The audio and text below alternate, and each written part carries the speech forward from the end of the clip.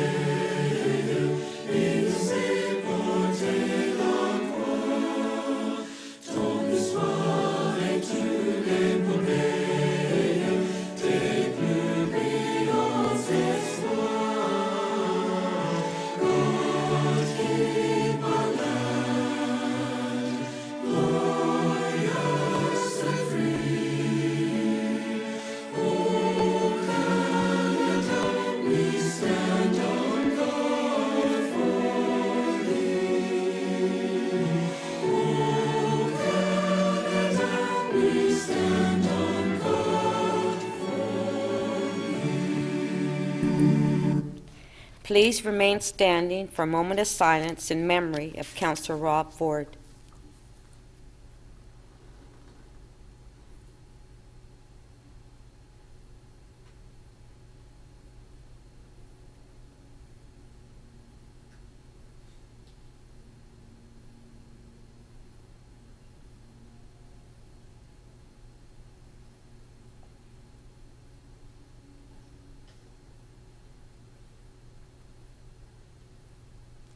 Thank you. Be seated. Thanks.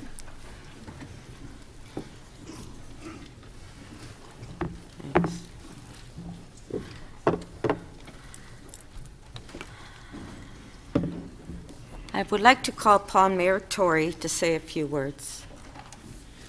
Well, Madam Speaker, thank you, and good morning, colleagues. Yesterday, and we just had a moment of silence, and sometimes that seems very inadequate when it comes to whether it's a colleague or anybody else, but it's something that we do here, but we're going to do something additional this morning, and I'm glad that we are, and I'm glad that I have the opportunity to speak first, having yesterday laid to rest our colleague and our former mayor, Rob Ford, who we heard eulogized as a father, as a son, as a brother, and as someone who is a public servant. We saw what I would describe as a one-of-a-kind funeral procession with people joining in as they wished, and I think what's most important about it is that I think it's the kind of commemoration that Rob Ford would have wanted. And I hope that in helping to facilitate the events of the past days that we as his colleagues have brought some comfort to the Ford family and made it possible for his memory to be suitably honored. And today we have a chance to reflect more particularly on his life as our colleague and on his time here at City Hall. This is not a church. This is a place where we come together to represent the people of Toronto and to conduct their business. And so as we remember Councillor Ford today, we must do so on behalf of all of the people, those who felt represented by him and some who may not have felt that way. And that is to some extent the nature of this place and the nature of the work we do and the nature of the process that brings us here. Rob was drawn to office, I think, because of his belief that the political process so often gets it wrong. He reacted to a process that he believed was bogged down in wasted time and wasted money, and that it was a system that served some people well and not others. There's a degree of truth in that. A truth that we sometimes don't want to confront because it is difficult.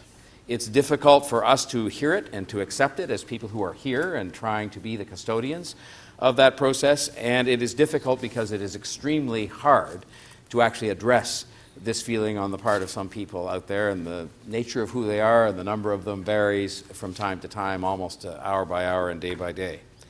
When someone passes away, especially when they do so before their time, I always try to think of what can be learned from their lives and what we can carry with us after they're gone.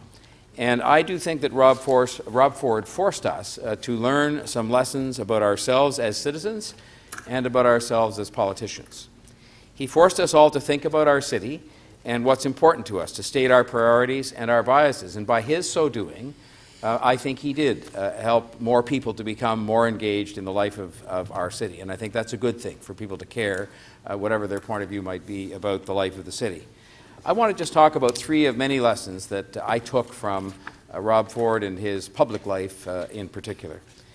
Rob thought of the work at City Hall in terms of dollars being spent. It was almost entirely, a lot of the time, about respecting the taxpayers in a financial sense.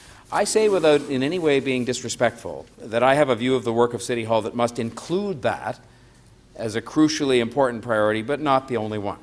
But I think he reminded us of that one, and I think that one is important to a lot of people who are struggling out there to afford any dollar that they send anywhere, but particularly the dollars we require them to send us here for the purposes of running the city.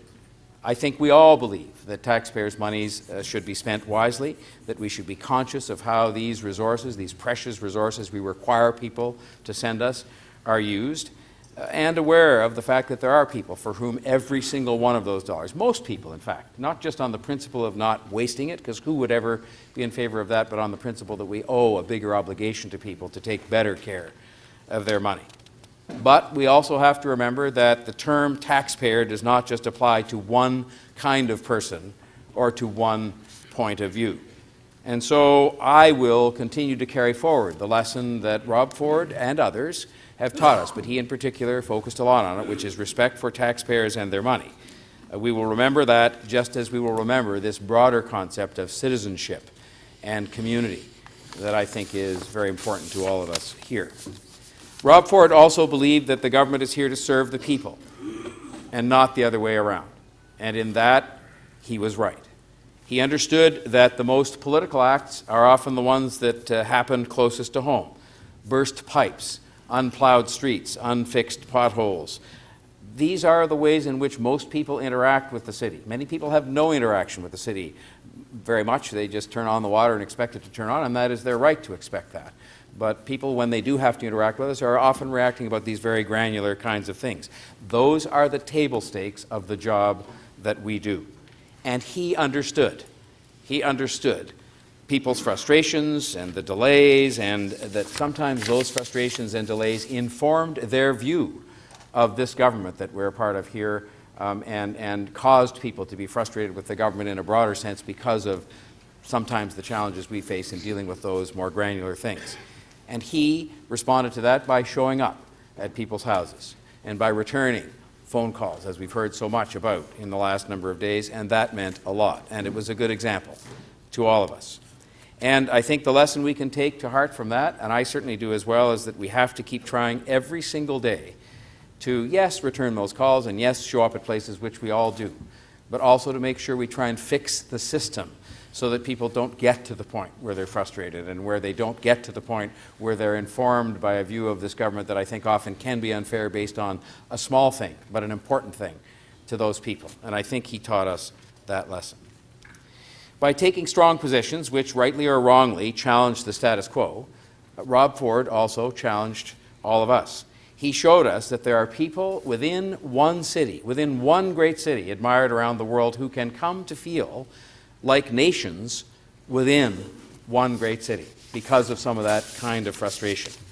There's great value in that, in having had that brought to our attention, because it highlights, he helped to highlight a feeling of marginalization that exists on the part of a lot of people in the city, but it also reminds us that as we go about doing this difficult job, and this is a difficult job, I will tell you, as someone who's now been here for just over a year, that it is a more difficult job than I had contemplated as someone who's watched it and been a part of it from the outside for many, many years.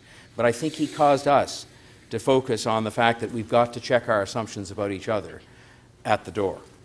Toronto is not one kind of person or one set of priorities. Diversity is our strength. And that includes diversity of opinion about everything, including the heart of the man that we're here honoring today as one of our colleagues far too soon departed. And it includes a diversity of opinion that I'm sure will exist in weeks and months to come about what that all amounted to. What it means to live in Toronto varies dramatically depending on who you are and where you live and what your circumstances have been. He showed us that in Toronto there are people who feel left out. I think a lot of us knew that, but he showed us there are people in Toronto who feel left out and who want desperately for somebody to stand up for them.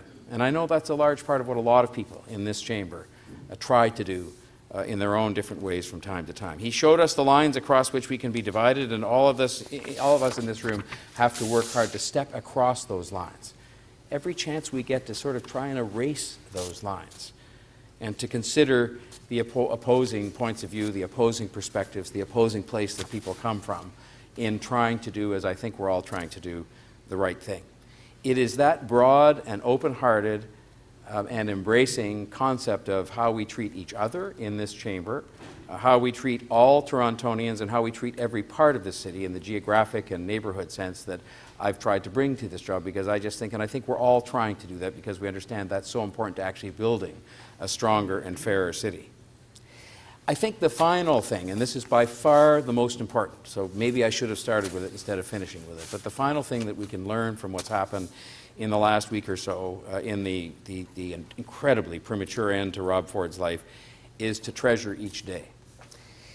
Yesterday I heard his daughter talk, as we all did, about her father and how she'll miss her father. We didn't hear his son speak, but I had a chance, as some of you may have as well, to have a little conversation in that lineup downstairs in this building with that adorable, innocent little boy. And he's 8 years old, so he'd think he's a big boy now, but he's a little boy. And he a little boy, not in the, just in the sense of being a young, innocent boy.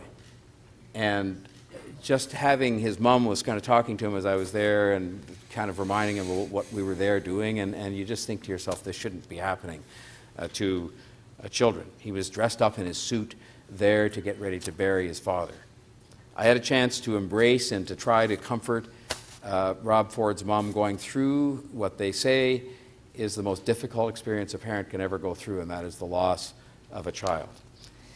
And this reminds us that there are more important things than politics. You know, politics and government and scoring points in politics and winning elections and all these kinds of things, we come to think of them as important because it's the business or the vocation that we're in, and it is important. But there are many more important things than that. Our children and our families and our lives have to come first, and I hope that the lesson we can take from this is not just to remind ourselves that there are more important things than politics and elections and winning and scoring points, but also that we take care of ourselves, that we take care of ourselves, that we take care of each other, that we take care of our families. Rob Ford's incredibly premature departure from this life has reminded us of that fact. We are people first. He was a person first. I described him in an expression that wasn't my own, but it was one that I thought was quite apt, was a profoundly human being in every single respect that you could mean that. But we are also here to serve other people who are just like that, human beings who happen to live in the great city of Toronto. And so I just conclude by expressing, as I have done previously, but I think we do it again here today in this formal sense, here in our council chamber, our profound condolences to his family, to every member of the Ford family. We will miss Rob Ford here. I said it many times, and I always meant it, that as much as there could be moments of aggravation when you'd have these debates and discussions, whether it's here or elsewhere with him, you knew that his heart was always in trying to sort of move things forward and trying to make things better for some of the people that he felt he was speaking for. And I think we will miss that presence here, and I hope that Rob Ford is resting in peace and will rest in peace. Thank you, Madam Speaker. Thank you, Mr. Mayor. Members, I would like to take this opportunity to say a few words as well, and then I'll open up for other members if they want to make comments. Just a few memories of Rob. Rob was first elected 15 years ago, and for a few years he sat next to me at council. And I remember every year when we went through the budget process, Rob was very concerned. One of his priorities was we have to make sure we cut councillors' expenses. And he would go through line by line, through all the items on the budget, and he would, in advance, give the motions to the staff. Some of them, sometimes there were 30, 40 motions, and he would ask that they all be voted on separately, a recorded vote on each one of them. And if you recall, members of the council, how at times it took us quite a while just to vote on those individual motions, and a few of them got passed. And so he was always very concerned on the overspending that councillors, and particular councillors, did with their budgets. He loved the people of the City of Toronto, and in particular, he had a lot of respect for tenants in Toronto housing, and he made an effort to go to as many Toronto housing buildings as he could in Toronto and visit all the tenants individually. And I remember there were a couple buildings that he did go to in my ward, which I was with him, and he would start on the top floor and work his way down and knock on all the tenants' doors. Tenants would let him in. They were very pleased to see him. We would have Toronto housing staff there, and as well as Rob's staff, and we'd go through their units, and we would look at their units, and some of them toilets weren't working, the no cupboards in the kitchen, the paint peeling from the ceiling and the walls. And Rob promised the tenants, so I'm going to do something about it right away. This is going to get fixed. This is going to get fixed. And he did fix them. And that's why he gained the respect he did from tenants from Toronto Housing. It was very obvious. The 2 days that we had the viewing at City Hall, hundreds of them came to show their respect.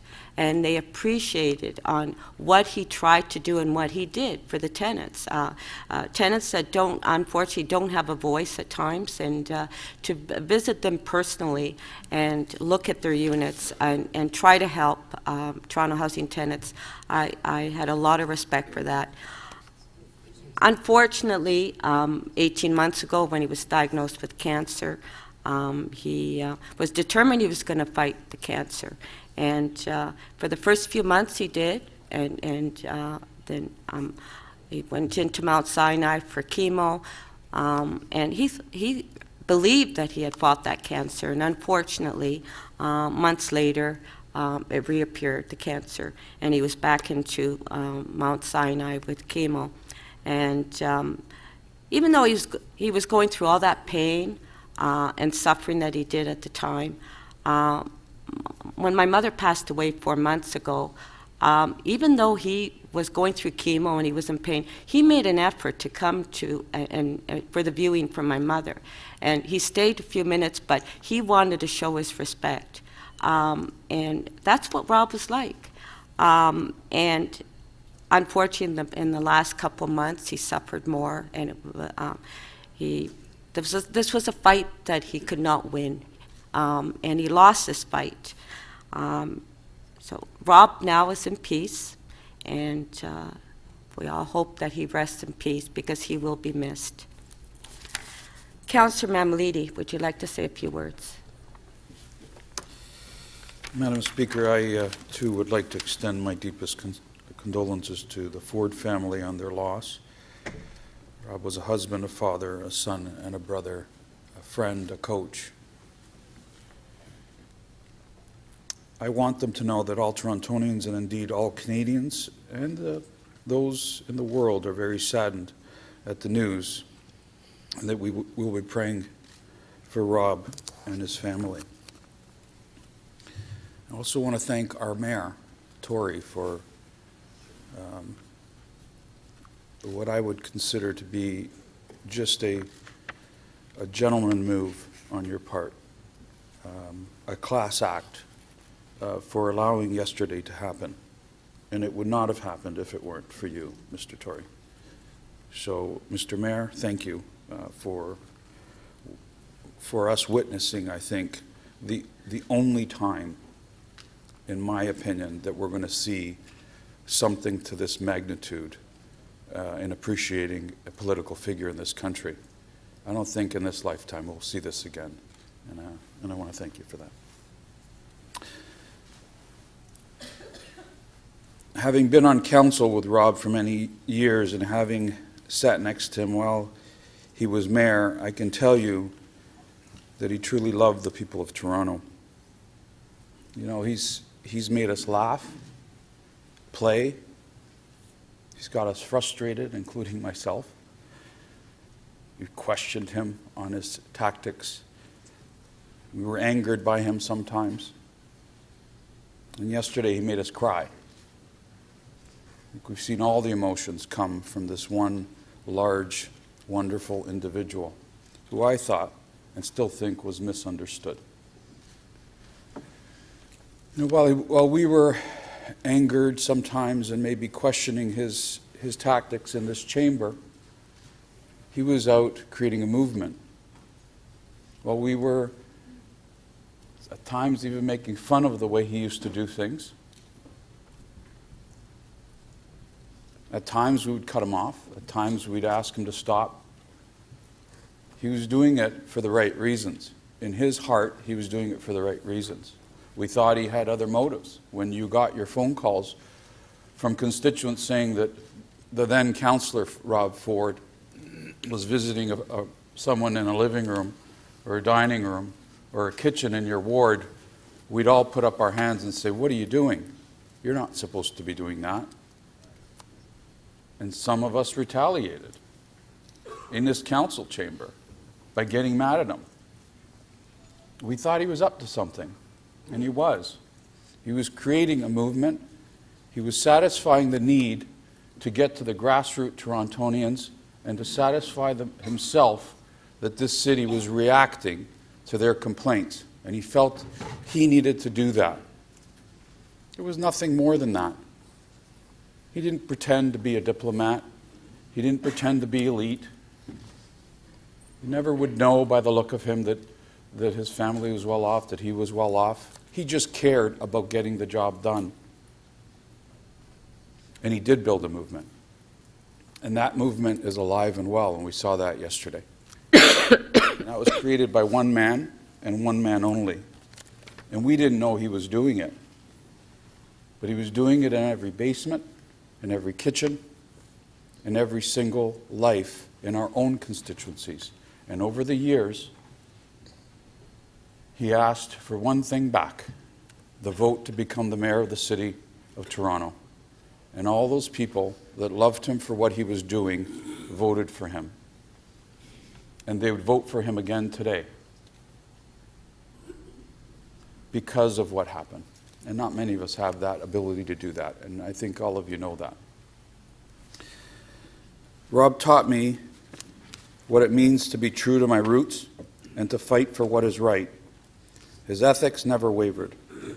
He was always honest with people, and he never strayed from doing or saying what he needed to say and do, even if it meant taking the criticism and the shots that he took. One of my favorite moments with him, believe it or not, Madam Speaker, was when I overheard a journalist call him a very awful name. And him and I, you know, it was almost like a sibling rivalry. You know, we would love each other one minute, we would argue the next, and we wouldn't talk for a day or two. But at the end of the day, we both agreed that the city of Toronto was the most important part of all of this. And I wasn't, for that day, I wasn't talking to him at that time. And it was right behind me when one of the journalists called him that horrific and horrible name. And it was caught on camera. I defended him because it was the right thing to do. I defended him because everybody had seen perhaps a way to get at him and needle him, and they couldn't fight his particular policies and politics, so they decided to go after him personally.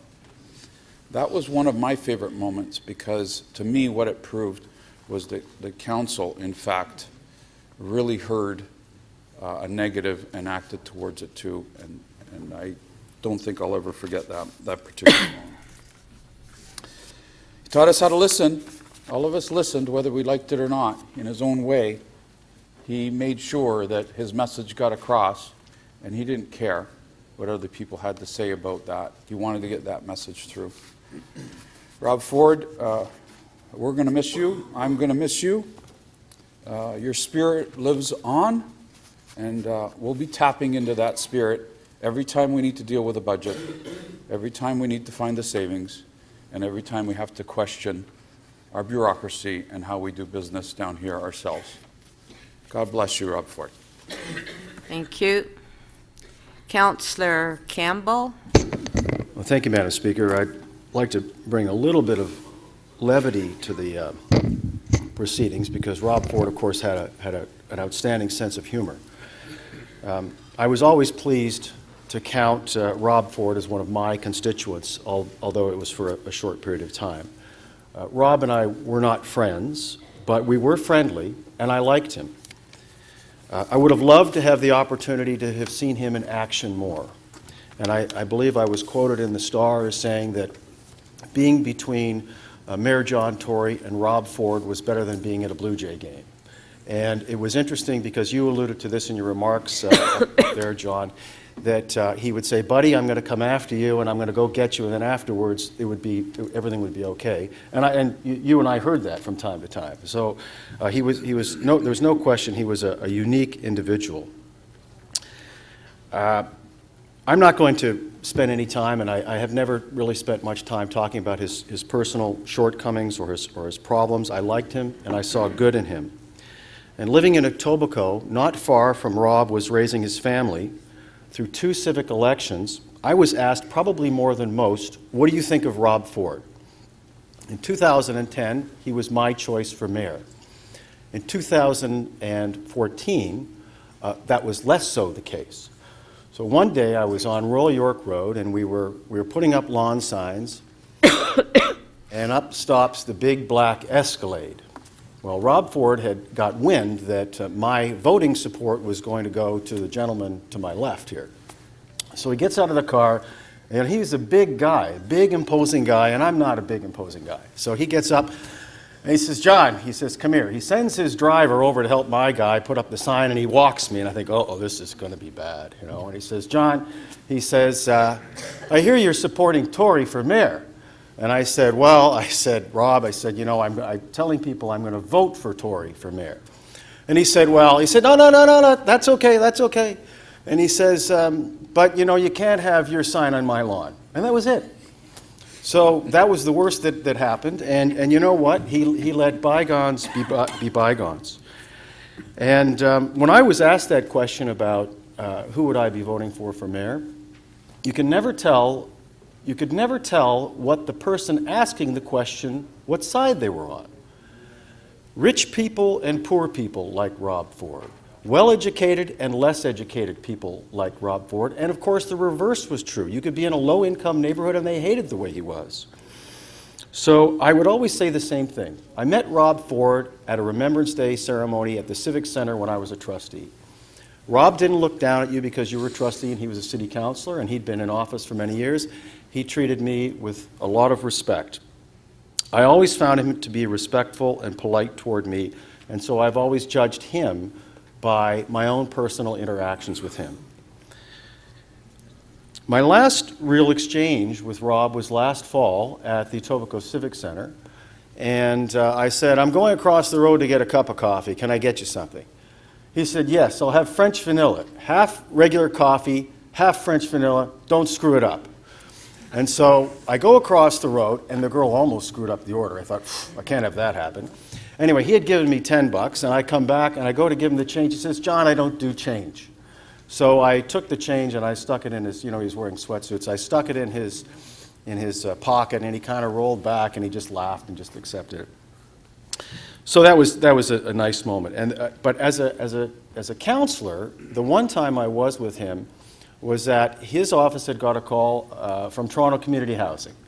And so we went out there in January, and it was bloody cold, and I've got an overcoat on, and he's just there, you know, he wasn't well, and he's just there in a jacket and tie. And the place was a mess. I have to tell you, the stairwells, there was garbage, the hallways weren't clean, there was litter all over the place. And the staff there said, oh, this just happened on the weekend. Well, you can imagine what Rob Ford said. And he went up and down on one side after another. I went back later I went back later that week. The place was spotless. I've gone back since, and it's still spotless. You know, he had a way, you know, for better or for worse, he had a way of getting things done. So I hope that I could tell that his daughter was very proud of him, and I hope that when those children grow up, that the things that they recall will be all of the good things that Rob did for his constituents and for his family and for all of his friends in Toronto. And I certainly will, I'll certainly miss him. Thank you, Madam Speaker. Thank you. Councillor Pasternak. Thank you. Thank you, Madam Speaker. One of the, or two of the stories that I've shared over the past week with both the media and friends involve Rob Ford and his attendance at my father's funeral on very short notice. He was alerted to it and cleared off his entire schedule for the afternoon.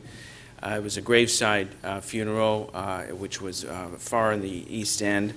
And I'm sitting there, or standing there talking to one of the mourners, and over my shoulder I see this van pull up, and out comes Rob.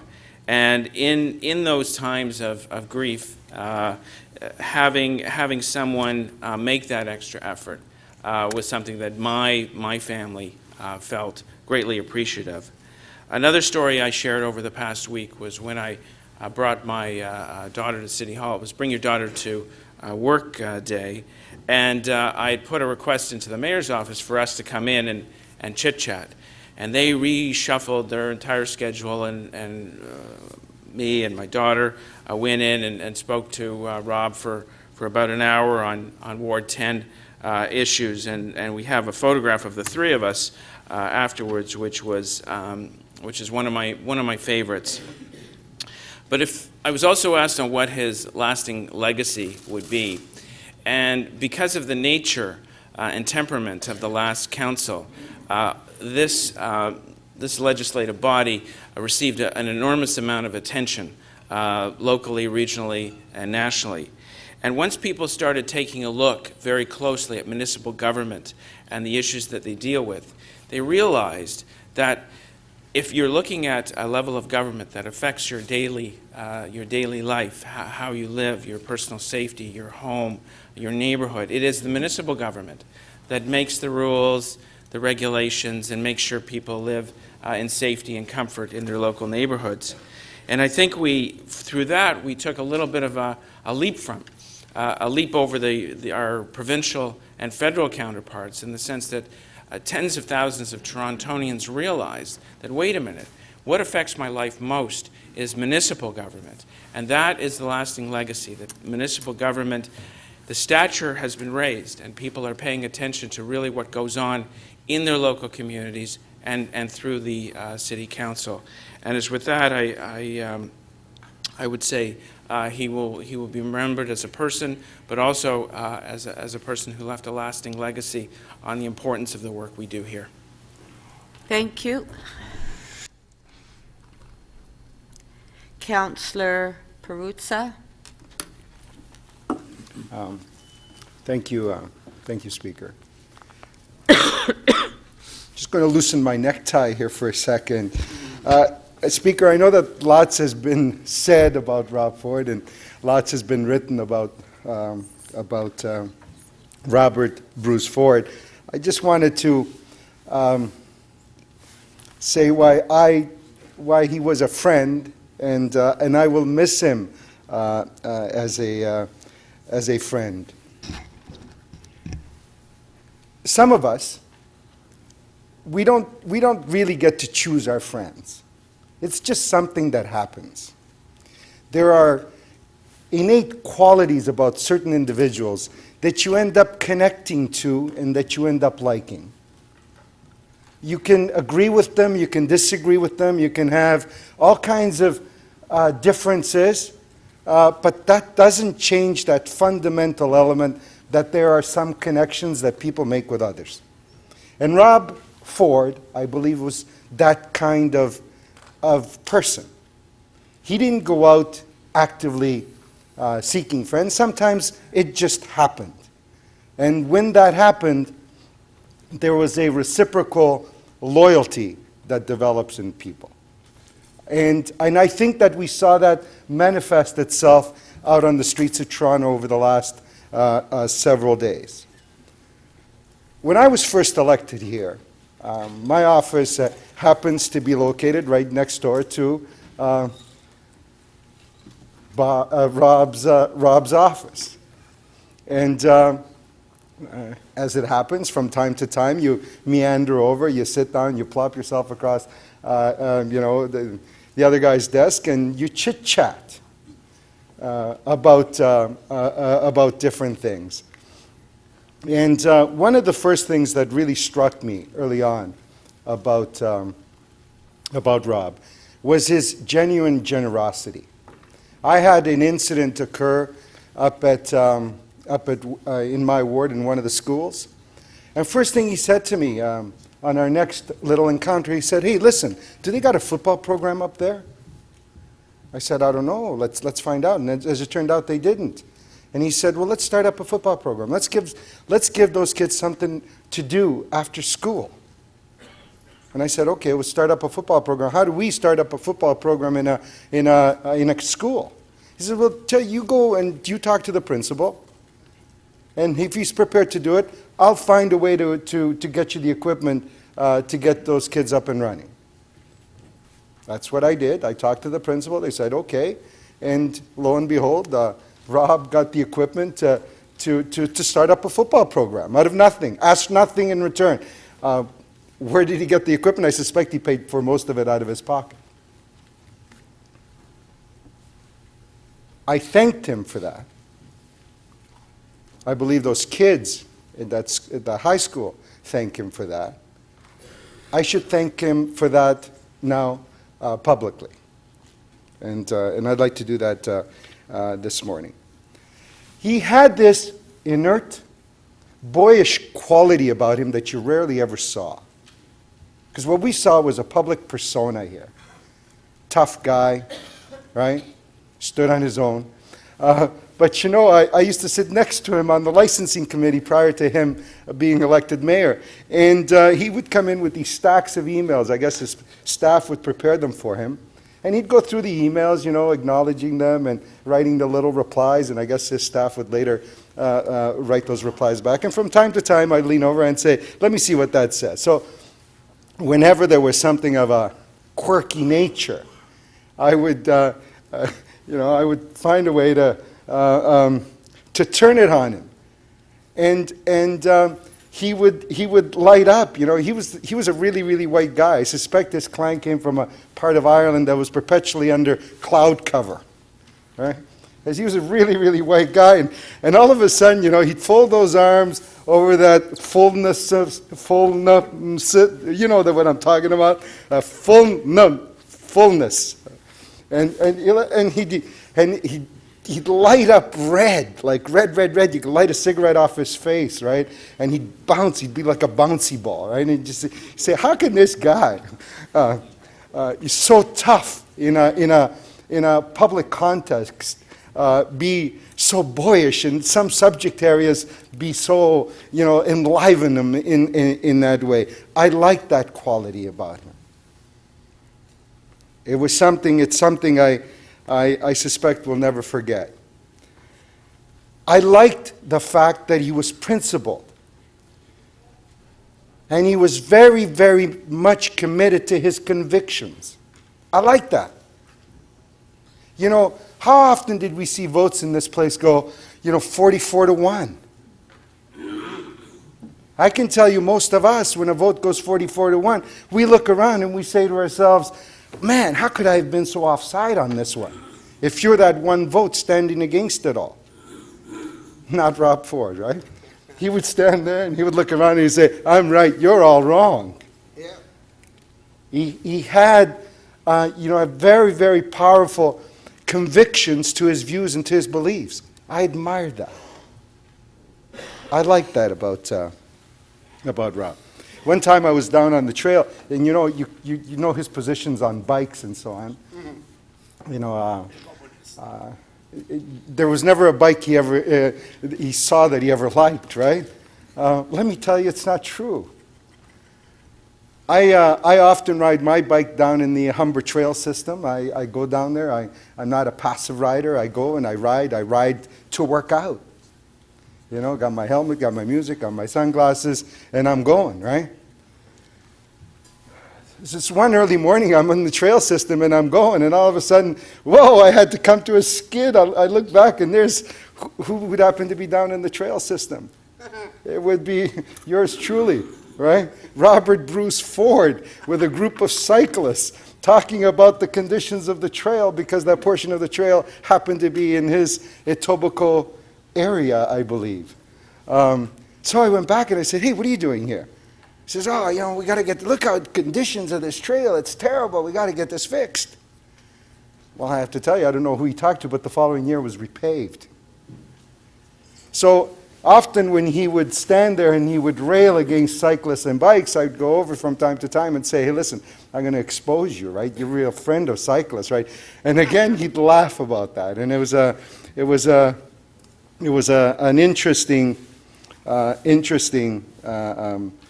dynamic. I remember the day when he offered me, just called me in out of the blue and said, hey, buddy, I'd like for you to come on to the executive. Well, I could tell you, I was sitting there and I thought to myself, this is weird, right? He said, you know, everybody has told me not to do this, but I want to do this. And I said, well, you should probably listen to everybody, right? You're probably getting it wrong. And he said, no, I really want you on there. I'm going to do this. And I said, well, you understand that on most things I probably won't be able to support you, right? He said, I don't care. I don't care how you vote. I don't care. Just promise me you will give me your best advice. I said, yeah, I can do that. And I liked him for that. I liked him for the fact that he didn't make any demands. The last thing I'd like to touch on, he had this immense capacity for pain, to tolerate pain. He often used to use sports analogies to communicate messages. I want to use a sports analogy to communicate that. I don't know if anybody here has ever actually played football. Oh, yeah.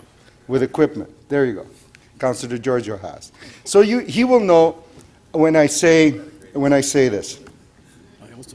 You know, you often watch these Sunday afternoon game day guys give these opinions about teams and players and hurt and so on and so forth. But you really don't get it until you've actually played the game. You actually play with pain from day one. You just get knocked around. So it's hard to go to bed. It's hard to get up out of bed. It's hard to get around during the week.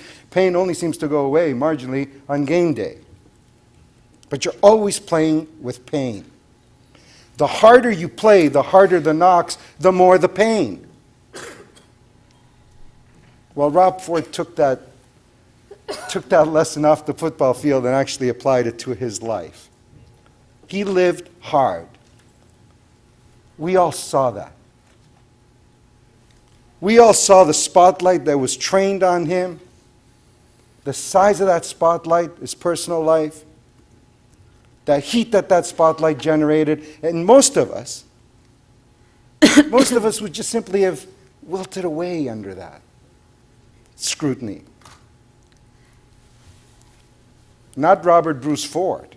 It just made him, his resolve, it just strengthened his resolve. It made him bigger. It made him stronger. I like that about him. He, last year on my birthday, when he was going through his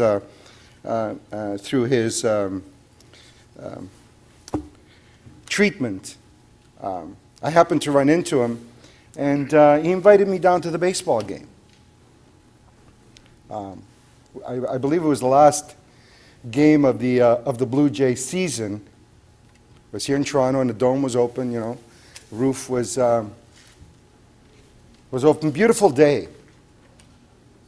Stadium full of people. lots of color, lots of pageantry. The Jays were rocking it. And he sat there and he was taking it all in. Just kind of like breathing it in. But I could tell his movements were short and sharp. Can't imagine the kind of pain that he was enduring. In fact, as it turned out, he left a little early. So I suspect in part because of his discomfort. But one of the other things that I really liked about him, he had these moments of incredible selflessness. I asked him several times. I said, "How you doing? How you feeling?"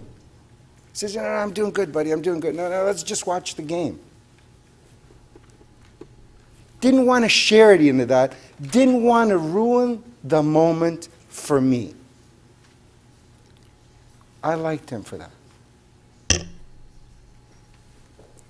I will miss him. I will miss him as a friend. I will miss him as a colleague. Just want to say, rest in peace, my friend. Thank you. Councillor Holliday. Thank you, Speaker. I just wanted to take a moment to talk about my first-person relationship with Rob, which started in December of 2014. I guess through what we'd seen in the media before that and through my dad, I knew of Rob, but I started to get to know him when I began to work with him.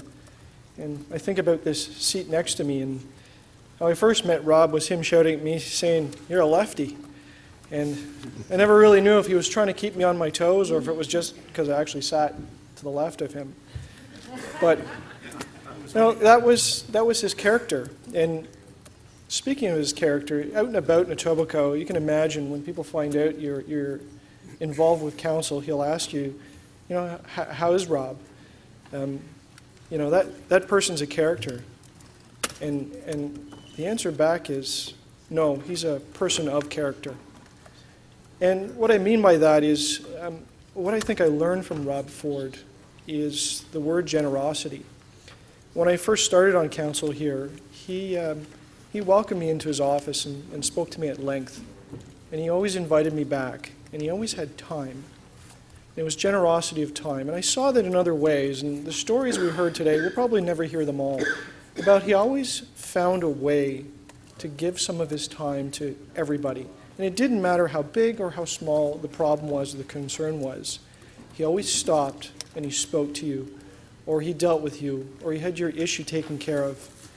I mean, I saw Rob as often as I did here at work as I did on the soccer field, because our children played together as a member of the community, and I saw him out there. He always found that way to make that work. He always found his time. And he even found a way to volunteer, even as a mayor, for a football team, to give his time. Among one of the most precious things with somebody that is so taxed and so pressed for time. So I know Rob is a sports guy, and I always figured, he had a playbook in life, just like you would with a football team on how you conduct yourself. And I have to wonder if page number 1 of that playbook was to always be generous with your time. And I think if there's anything that we can do to remember him or to honor him, in addition to all the things that have happened over the last few days, that is to take a page out of Rob Ford's playbook, a very good page, a page about being generous with your time, and integrate it into our own playbook. And with that, in honor of my friend, I hope we have a recorded vote. Thank you. Councillor Fillion? Thank you. We all knew or thought we knew Rob, the politician, and I just want to say a few words about him as a person. We had this, Rob and I had this unusual friendship that developed out of a football pool, and though we were, politically opposed to each other virtually all the time, he completely separated that from the personal relationship and really valued the personal relationship, and so did I. And the big test of that came in at the end of 2013 when I introduced motions to take away his powers as mayor, which passed. And at first Rob was very angry, and I heard the story later that he was sitting with some friends and they said, well, how are you going to get him back? You have to get Filion back. And he said, well, I kicked him out of the football pool. And to him, that was about the worst thing you could do to somebody. But less than 2 months later, Rob very magnanimously came up to me and wanted me back in the football pool, wanted to be friends again, despite what I had done to him politically. And I just want to, I guess that's the Rob I will remember. He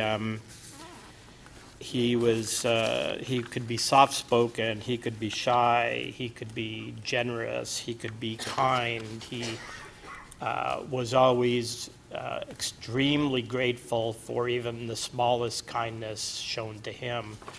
And my last conversation, long conversation with Rob, was we'd had a bet on the football game, and he'd won the pool that week, and I went in to give him his winnings, which was always a sort of a big ceremonial thing with Rob. That was the important part, is that the loser had to go and sort of acknowledge that the winner had beaten them, and the winner got to kind of rib them for that, and so that was really important. I went in to see Rob, and he usually said, yeah, buddy, and next week I'm going to beat you again. He usually talked like that, and this time, and it was last October, he said, well, sit down, John, have a seat, and he hardly ever used my first name. It was always buddy, but it was like, yeah, have a seat, let's talk, and it was the Rob Ford with no alcohol. It was the Rob Ford with no drugs. It was the Rob Ford who'd gone through the hell of chemotherapy and wondering if he was going to live or not, and thought that he'd come out the other side. And it was,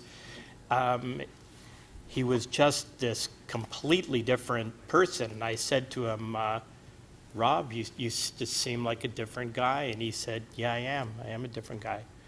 And it was 2 days after that he became ill again. And I just thought how sad it was that more people didn't get to see that real guy who he was down underneath Rob Ford, the person, not just the political persona.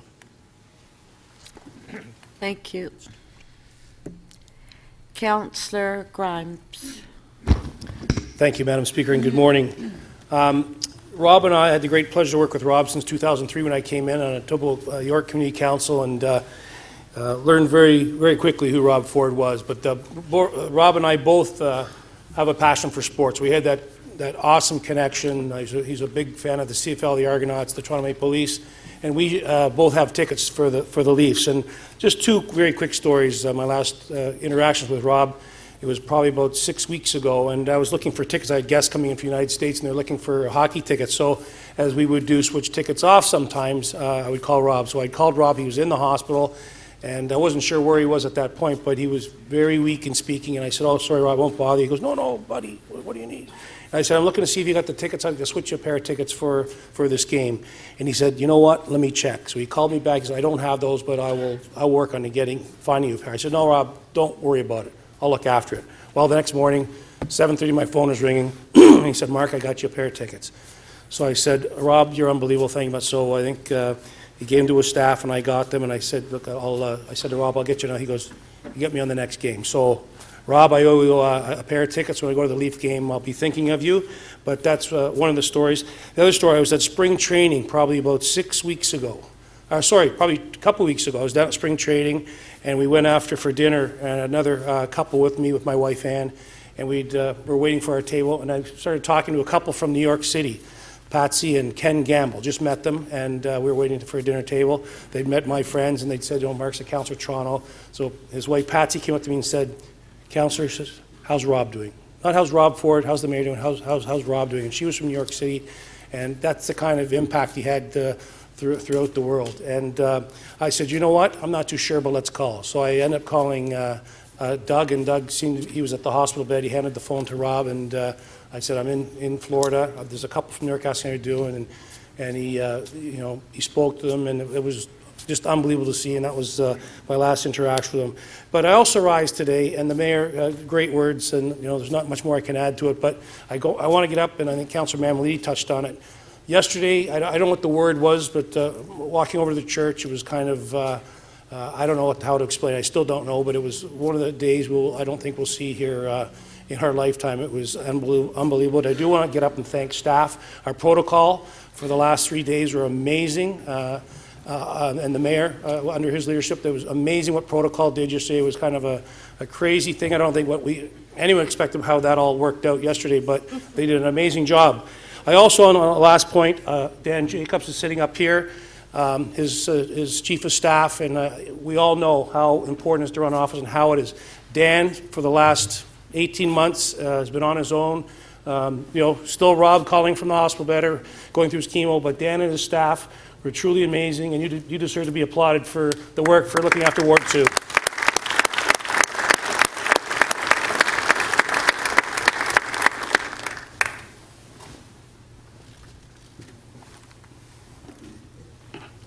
Thank you. Councillor Crescenti. Thank you, Madam Speaker, and good morning. I also want to just echo the comments that Councillor Mark Grimes just made about thanking all the staff. I know that that Rob Ford would would appreciate those sentiments to be expressed. I want to particularly thank Mayor Tory, who has been so supportive during this whole process, with the viewing and the funeral yesterday, and protocol did an amazing, phenomenal job. Mark Saunders, Chief of Police, all emergency services, and it was a phenomenal event yesterday, an outpouring of love for Rob Ford. As you know, Madam Speaker, I share North Etobicoke with Rob Ford. We have so much in common in terms of our own constituencies. We always worked well together. We always gelled, in everything that we did. And I remember Rob, who I would call Robbie, and he would always call me Vinny. He would know what's going on with my constituents, and I would even know what's going on with his. That's how close we were. And he would always remind me and say, Vinny, are you looking after this particular issue? And I'd say, yeah, Robbie, we're on top of it. Everything is good. And one thing he would do that I believe most of you are aware of, he would hold monthly Toronto Community Housing meetings. When he was councillor, he did it. He continued that practice as the mayor of Toronto. And, it was something to see and watch at the Civic Centre at Etobicoke, how people lined up from everywhere to sit down with Rob, and he would listen with the staff, and listen to their concerns and ensure that, those concerns are looked after. He was someone that just got things done, and people loved him for it. He touched everyone in a very, very special way. So yesterday was a very fitting tribute. There's one story I want to share with you. The fire, February 19th, 2014, and I know, Mayor Tory, I told you about this. You probably heard it. Some other people here may have heard about that fire. It was a pretty serious fire in Etobicoke North at Albion and Islington. I get a call, late evening informing me about this fire. I attended the fire. Not 10 minutes that I'm there, I get a call from Rob, and he goes, Vinny, I know you're there, and, is there anything I could do? I'm on my way. He arrived within minutes of that call, and we were getting briefed, and it was terrible conditions in the middle of winter. And we were getting briefed, and we're walking around the perimeter and explaining what's happening. One of the first things that he asked the captain was, were there any families that were displaced? And they said, yes, there were 2 families. Where are they, he asked. They were in a bus shelter, of course. So take me to them right now. So we went to visit the families, and the very first thing he asked them was, how are you guys doing? Do you have a place to stay tonight? They said, no, we don't, Mr. Mayor.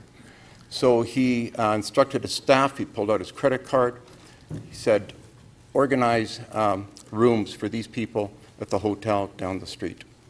And that's what he did. And then he accompanied them to the hotel and made sure they got their rooms and that they were looked after.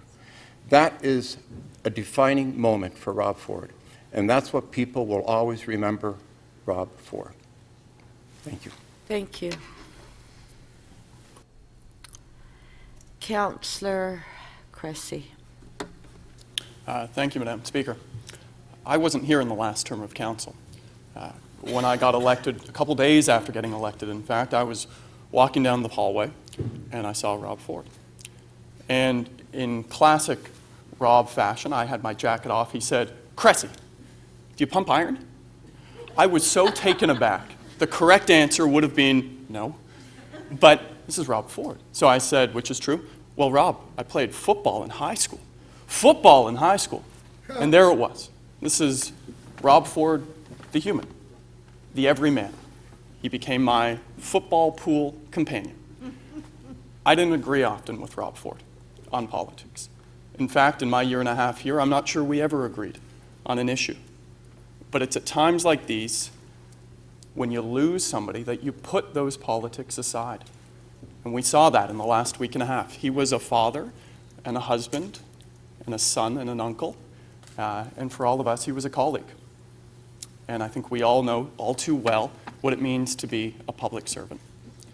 I think the great tragedy that hasn't been spoken about as much is that Rob Ford also struggled. And he struggled, as we know, with addictions, but he struggled publicly. Many of us struggle. Many of our families struggle. You don't have to do it publicly. He did. And the great tragedy, as I see it, is he overcame those struggles. He fought them and overcame them, only to be knocked down by cancer. And that's the great shame. And here was a guy who was a fighter his whole life on causes we may agreed with or not, and you always kind of felt that he would win this fight with cancer. How could Rob Ford not? And he didn't. And I think that's a shame for all of us on this council floor. Thank you. Thank you. Councillor Thompson. Thank you very much, Speaker, and good morning. I just wanted to add my voice to the comments that have been made about Robert Bruce Ford. Speaker, I first met Rob, in fact, the first few days that he was elected. I was a staffer here at that point in time, and I was walking down the hallway in this very building. And I walked over to him because I had heard that he was trying to find a particular room, and I knew where that meeting room was, so I pointed it out to him. We got talking, and I said to him, you know, if you need anything, please let me know. I'd love to be able to show you around the building and so on. And we talked for a little bit longer and so on, and he said to me, you know, you should come down to my office and let's talk. And so perhaps a couple of weeks later, I did go by, talk to him, and at that point he was talking about his dad and his brother in terms of the collaboration, the team that were the Fords, and we've heard a lot about them. Rob loved his father, like, immensely. He spoke about him on numerous occasions with me personally, and of course with many others. But what actually happened as a result of that, Rob and I became actually really good friends, in spite of some of the public spats that we would actually have. And as you've heard from many here already, Rob didn't actually have a mean bone in his body. No matter what happened, he would always use the expression to talk about, you know, water off a duck's back. I mean, he wasn't really concerned about whether or not it was negative publicity and so on. He would want to look at the brighter side and want to talk it through. An example of that is when there were a tremendous amount of challenges that Rob was facing with the media and the impact on his life and so on. I went into his office one day, and obviously I was the chair of economic development, and I said, Rob, you know, this is creating great media around the world. And he said to me, Councillor Thompson, you know what we need to do? We need to take advantage of this because it's good publicity. And I said, you're absolutely right. We started to forge and develop a whole profile in terms of how do we create, obviously, a benefit to the City of Toronto, to obviously benefit from the free publicity and so on. We developed this whole strategy in terms of going global for the City of Toronto. And in fact, it was Rob Ford in terms of the things that had happened that had caused this. I can tell you the number of times when I've received phone calls from Rob, sometime actually, Madam Speaker, at 2 o'clock in the morning, where Rob was actually having some challenges and he just wanted to talk. Or he had an idea and he wanted to express it. Sometimes 11:30 at night. And sometimes I would be like, Rob, why are you calling me this late? Well, buddy, and he'd always use a term, I just wanted to talk. And it went back to obviously our very first meeting of us just being able to talk. And so over the years I was able to have those conversations. I and a number of other members of the executive, we had obviously access to his office. Our access card actually worked at his door. So we didn't need to make an appointment to actually go to see him. You wanted to go to see him, you just walked down the hallway, used your access card, opened the door, and went right into his office and sat down. Even if he was busy, he would say, just give me a minute and we can talk. And you can sit and talk with him. When the chief of staff at the time was I guess, let go, I was at an event at the Art Gallery of Ontario dealing with some economic development matters. And I had a call from Rob. He says, where are you? I said, well, I'm at the AGO. He goes, can you come over? I want to talk. Okay, so I came over and it was just Rob in his office. I used my access card and sat down and talked. And he just simply wanted to talk about what was actually going on. So the point was that Rob also listened and he needed to ensure that there were people around that he talked to. And many of us around here have actually been that particular sounding board for him. I was actually very pleased. Last week I was in Africa. And when people found out that I was actually from Toronto, the conversation was about Rob Ford, his passing, certainly, but also Rob Ford, the impact that he actually had. And while there have been, many critics, certainly of Rob, I, at some point, had been critical of some of those actions as well. I felt, though, that what we have done in this city to honor him has been absolutely amazing. I want to just turn my attention now to Mayor Tory. I think that I and many of us are very, very honored that you've taken the action that you did to ensure that we not only celebrate Rob's life, but also to ensure that Torontonians come together in order to be able to express obviously their joy, their sorrow, and to celebrate his life. One of the things that was really interesting about Rob, and we talked about it often, music. He loved music. He loved football, but he really loved music. And so one day we talked about, obviously, creating a different environment here at the council chamber. We were talking about the music strategy, which we're dealing with here today, but we've been dealing with for quite some time. And I said, well, why don't we bring some performers here in the council chamber?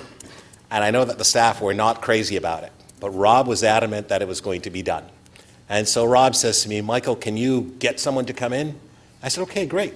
I called up Jay Douglas and I said, Jay, can you come in and play? And he said, yes, I could. What do you want me to play? And I said, well, Rob's a big reggae fan. So I asked Rob, what was your favorite song? He says, can he play One Love? And I said, of course he can. Jay Douglas came here and played One Love. I use that really to end my commentary, Speaker, to say that this was what Rob was all about. He was about one love. And we also talked a lot about Jamaica. Rob loved Jamaica. He loved the sun, he loved the rum, he loved everything about Jamaica. Loved the Jamaican people. He loved people all together, as we all know. And his thing about Jamaica was learning the language. As we know, Rob tried the language, but not necessarily to perfection, but obviously he was attempting to try the language and so on. I say this because Rob Ford obviously had a tremendous, and leaves a tremendous legacy, but he left a great footprint, not just on the city, but beyond that as well. We've gone to FCM, and people, I know Councillor Carroll, myself, Councillor McConnell, and others and so on, and we've heard about how people sort of viewed him and so on.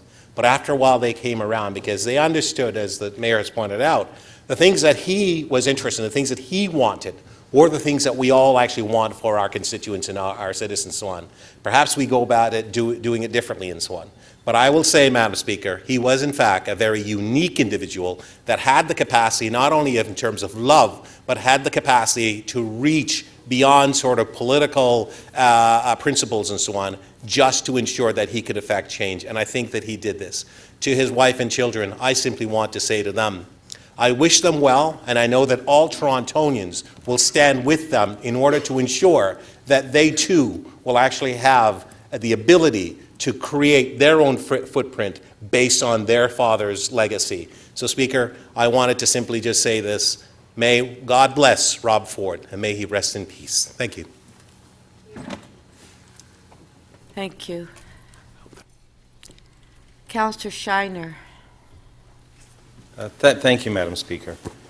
I, as many of you, had an opportunity to spend a fair amount of time with Councillor Ford and then Mayor Ford, and we talk about how he handled and managed things. I have to say, from the time he showed up in this council chamber in November 2010, first into office in December, he was fixated on two major things: watching how taxpayers' dollars was spent and being sure that the average person out there was heard.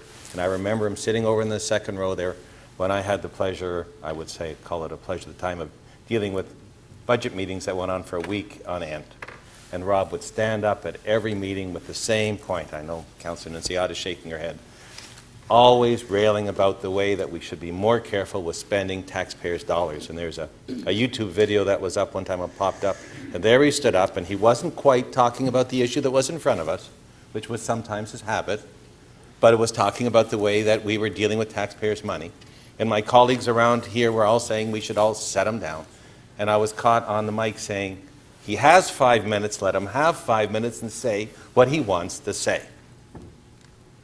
And he continued to do that through his entire term here on council. I don't know how many of you have looked at the history of our mayors, but our first mayor, Mayor Mackenzie, was expelled from the legislature a number of times, and his big note was, in the very short term he spent here, he wasn't able to deal with the city's financial problems with managing their budget. It's interesting, from the start of this council, there have been those issues. And that's where Rob Ford was fixated on. I don't know any other mayor that danced in this council chambers. Remember, Councillor Nunziata, you dancing? It's Councillor Thompson who brought it up. He had bobbleheads of himself. How many mayors have bobbleheads? I mean, he put himself out there, unique, and something we should all remember is his first concern was the people that called him the average taxpayer. He wasn't one that was concerned with the minutiae of the way that council really operated. That wasn't his expertise. His expertise was his care and his love for people. Coming with his clipboard, with his pink notes, and returning every one of those phone calls. And it's a lesson that everyone should have to remember. We're here to represent the public of the City of Toronto. And from the bottom of his heart, that's what Rob Ford did all the time he was here, continued to do, and I very much respect him for it. So really, I'm standing up to say, buddy, we're going to miss you. Buddy, the taxpayers of the City of Toronto are going to miss you. You were special, you were unique, and I know myself, I will never forget you. Thank you. Councillor DeGiorgio. Thank you, Madam Speaker. Rob and I also had, in my view, a very unique sort of bond that stemmed from similar backgrounds with respect to coaching, similar backgrounds with respect to beliefs that he adhered to no matter what. Some of you spoke about the courage of his convictions. Rob would basically fight a fight against all odds. And I want to share with you two personal experiences. First of all, one that really was with David Shiner's mother. When David Shiner's mother was diagnosed with cancer, I remember because I had the opportunity and the privilege to serve on North York Council with her. But about a week before she passed away, she phoned me, and we had an interesting conversation on the phone. But when the phone call was finished, I said to myself, that was just that was her way of saying goodbye. And Rob also had a conversation with me about 9 months ago. And at the end of that conversation, I said to myself, he understands that he has terminal cancer. He's been told that it's probably terminal, he won't be able to win. But he demonstrated to me, right to the last day, a courage of conviction. Remember that this is a gentleman that reached out to youth and coached football and tried to inspire certain or instill certain beliefs in young people as to what they could accomplish. And he himself, notwithstanding that he knew that he was fighting a losing battle, he fought right to the end.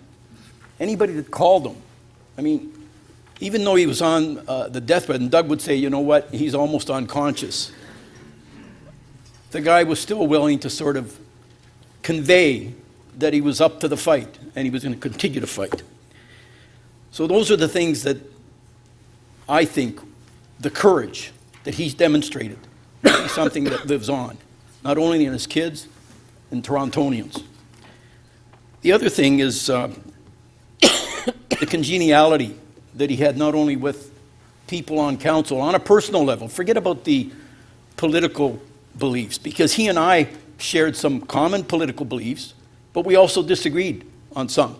And when I was his budget chief, I can tell you that we disagreed on some of the things that he was trying to achieve, as to how he could achieve it, and we just agreed to disagree. And we shared some laughs, because when we agreed to disagree, I would remind him and try and bring him back by using this particular line. I would remind him that although he was acknowledged to be a good football coach, that a lot of what he knew about football I taught him. Because I had my first championship football team, my first of 3, in the year he was born, in 1969. So that would always bring him back, and I remember one time I would demonstrate a tackling skill, and I would end up grabbing him, and you know what he was like, he would always be laughing, always had a smile on his face, always had a laugh on his face, on a personal level. Forget about the political stuff, or the political agenda that he had. So we were friends, but we never socialized together. We just had that bond where I could bring a smile to his face, and I'm sure a lot of you were able to bring a smile to his face. And he was able to bring a smile to my face, just by virtue of the fact that we had that common bond. And all of us, I think, had some form of bond with Rob Ford, the mayor, Rob Ford, the councillor. I had developed my relationship with the councillor because we both got elected in 2000 at City Council here, and we sort of bonded together there. Anyway, I will miss Rob on a personal level. I don't really honestly think I will miss the political beliefs, but I do hope that he rests in peace, and I will miss him. Thank you. Thank you. Thank you, members. Okay, we'll continue with the council agenda. So members, today we gratefully acknowledge that we're meeting on the traditional territory of the Mississaugas of the New Credit First Nation and home to many diverse Aboriginal peoples. For the benefit of those who are connected to the internet, the city clerk has posted all of the agenda materials for today's meeting at toronto.ca/council. I will now call for a motion to confirm the minutes. Councillor Carroll, you have a motion on the minutes from the previous meeting. Yes, thank you, Madam Chair. That City Council confirmed the minutes of Council for meeting number 12, held on February 3rd and 4th, 2016, special meeting 13, held on February 17th, 2016. Sorry, there are a lot of meetings here. Special meeting 14, held on February 29th, 2016, meeting 15, held on March 10th, 2016, and special meeting 16, held on March 10th in the form supplied to the members. Well done. All those in favor? Opposed, if any? Recorded vote. Recorded vote. In honor of Rob. My microphone, Madam Speaker. Yes, sorry.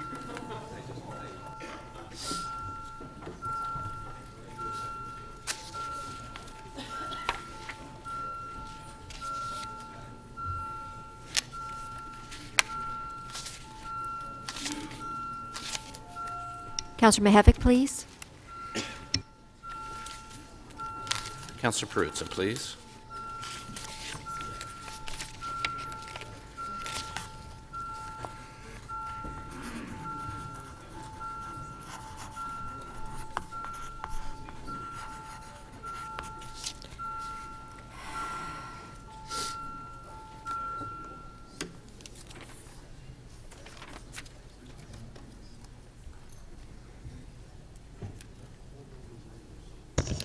The motion carries 38 to 2.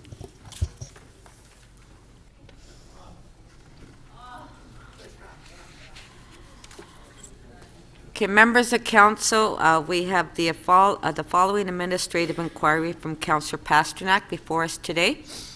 Administrative inquiry 17.1 regarding the student nutrition program. The answer from the medical officer of health was distributed with the supplementary agenda. Under council's procedures, administrative inquiry and answer is not debatable. May I have a motion to receive the inquiry and answer for information? Moved by Councillor Ajamari. All those in favor? Oh, sorry, Councillor Pasternak. Yeah, thank you. No, we did receive the non-answer answer. I'd like to refer it to the Community Development and Recreation Committee for consideration. Okay, so Councillor Pasternak is moving that that we refer it to Community Development. All in favor? Recorded vote. What is it on? Student nutrition programs. How they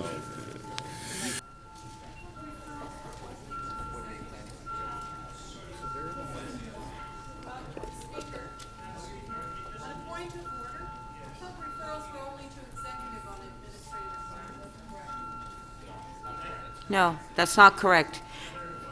This is not debatable. Councillor. Board of Health? This is a Board of Health matter, not a CPNR Okay, just a matter. sec, Councillor.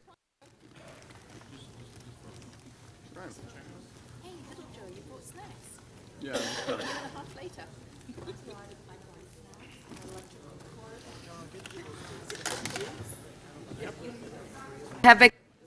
Board of Health is not a committee, and under our procedures, any administrative inquiry goes to a committee, and that's why it's recommended to go to Community Development. Okay?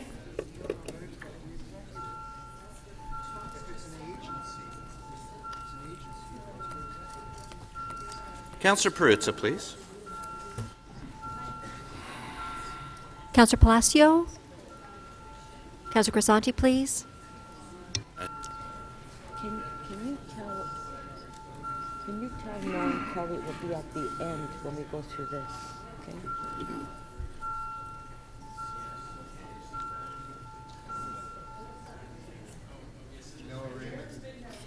The referral does not carry. The vote is 18 to 24. Okay. So, motion to receive by Councillor Ajamari. All in favor? Recorded.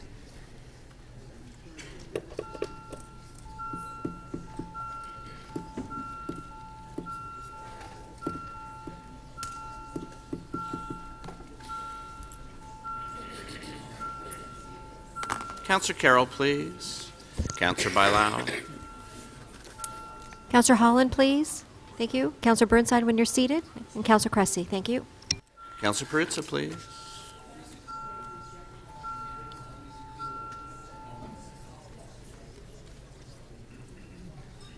The motion to receive carries 40 to 2. I will now call upon the committee chairs to introduce their reports. The chairs can speak about the reports for up to 5 minutes.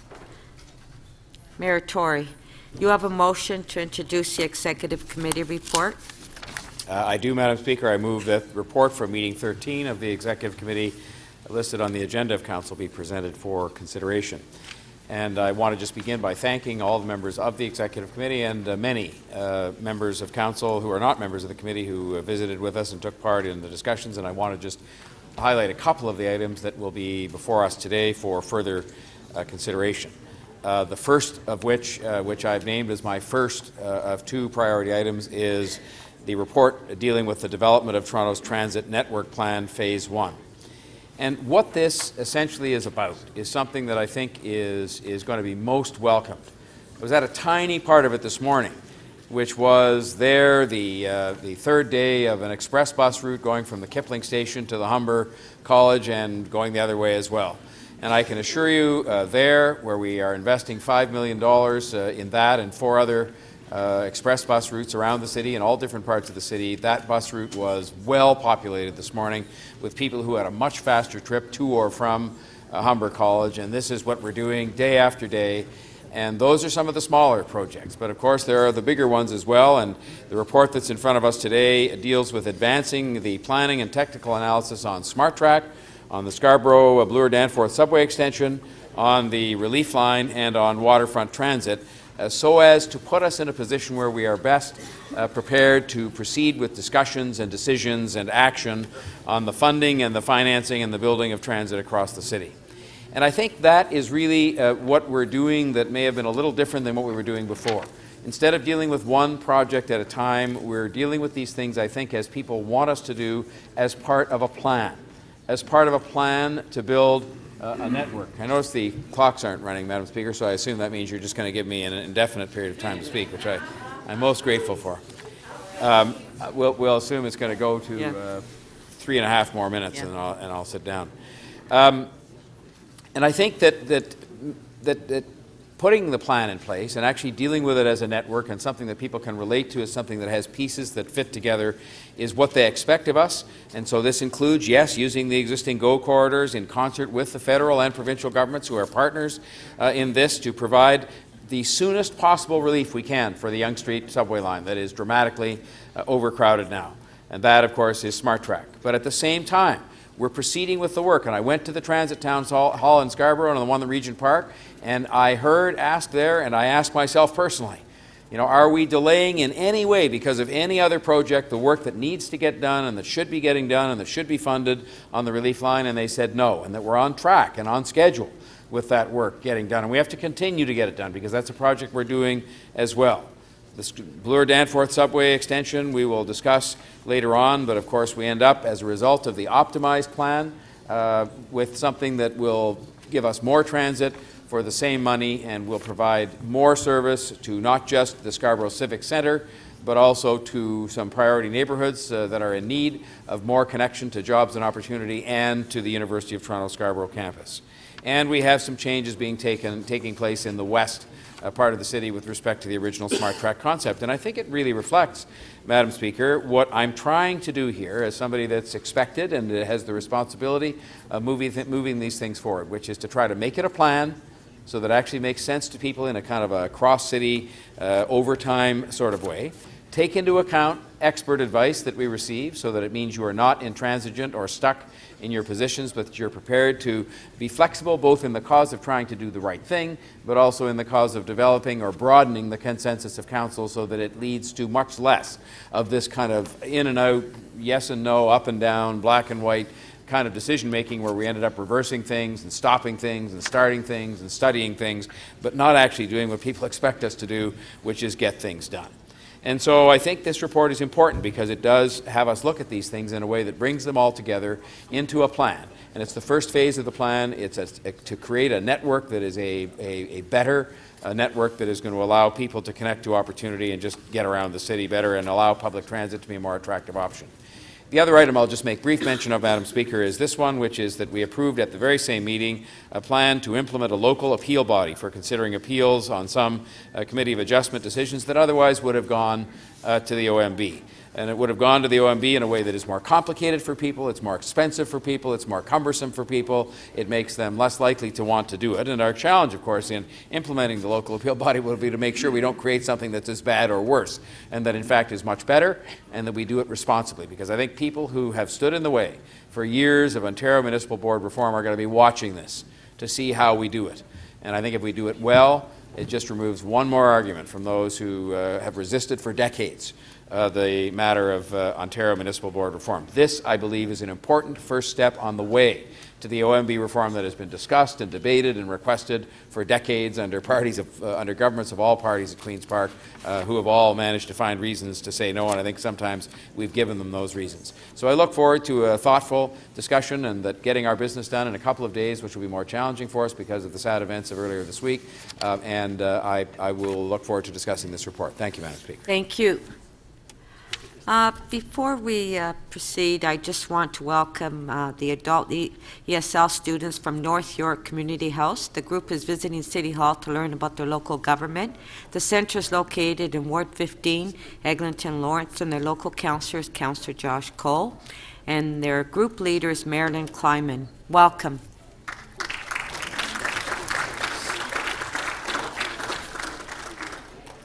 Councillor Lee, you have a motion to introduce the Audit Committee report. Councillor Lee. Motion for the Audit Committee. Thank you, Madam Speaker. Yes, I have a motion that the report from meeting 5 of the Audit Committee listed on the agenda of Council be presented for consideration. Okay, thank you. Thank you. Councillor Mihevik, you have a motion to introduce the Board of Health report. Yes, thank you very much, Madam Speaker, that the report from meeting 7 of the Board of Health listed on the agenda of Council be presented for consideration. I'll just make a couple of comments.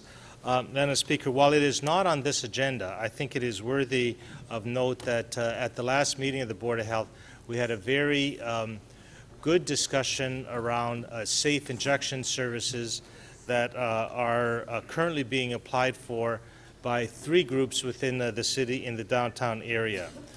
This comes as a result of growing national and international evidence that safe injection.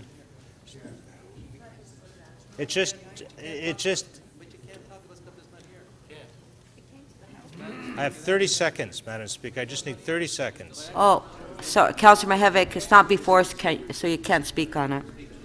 Okay. Just speak on the report. Okay, thank you. Then I have nothing to add. You have nothing to say? Okay.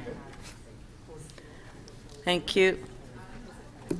Councillor Pasternak, you have a motion to introduce the Community Development and Recreation Committee report. Yes, thank you, Madam Speaker, that the report from meeting 10 of the Community Development and Recreation Committee listed on the agenda of Council be presented for consideration. I bring to your attention a couple of key items that are on the agenda. One is an important step forward to make good on Council's commitment on our social housing state of good repair backlog by working with by approving the Leslie Nymark Revitalization Program and demolishing and replacing 121 rent-geared to income units. This is part of Council's 10-year affordable housing plan, Housing Opportunities Toronto. And this is a concrete action coming out of putting people first, transforming Toronto commuting housing, which was adopted by Council in October 2012. The site has a 5 to 7 year window in which the TCHC intends to achieve modernization and repair of our housing stock through the sale and lease of land, and the plan will also have 540 market units. On the recreation side, I'd like to thank our staff for coming back with a fine response to a motion brought forward to CDR in late winter 2015, which blended with a previous study of our ongoing review of tennis facilities. The report before you asked for changes in city policy related to tennis court usage, uses of city courts by private clubs, and a pilot program for a reserve system that does not currently exist.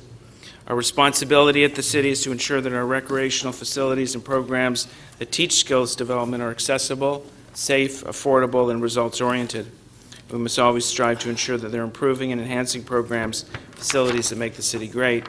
The Tennis Excellent Framework moves in this direction. It places a new emphasis on one of the great sports that is accessible, inexpensive for any age, and can be played at 188 locations on 600 courts across the city.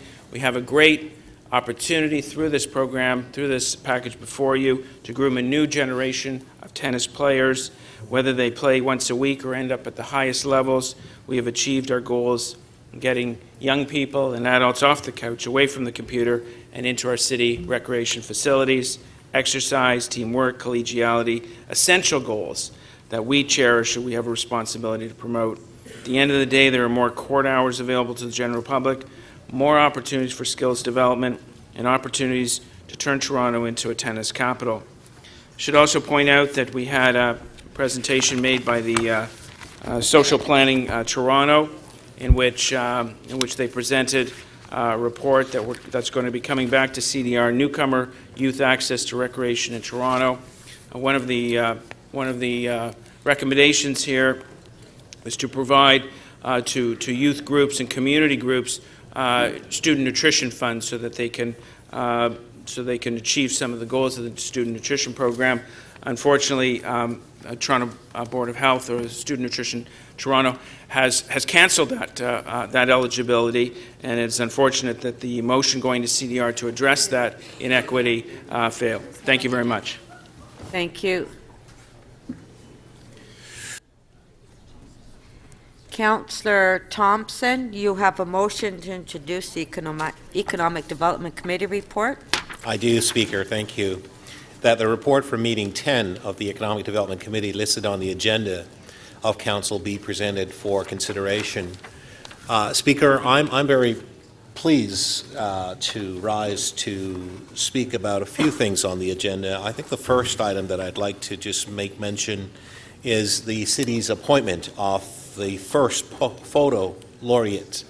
And I know that this has been very, very important to Council, but particularly to the mover of the motion who asked us to look at this, which was Councillor Mihevc, and I want to congratulate him. I am holding the item so you maybe have an opportunity to speak to it a little bit later. I know it's listed here as a confidential item, but the new photo laureate is Jeffrey James, who is a Toronto citizen and so on, and his bio information is there. I'm not sure why it's listed as a confidential item, but nonetheless, it's perhaps then the best kept secret or the worst kept secret that's been out there and so on. And so I want to just hopefully ask councillors to endorse, obviously, Mr. James at the appropriate time when we deal with this issue.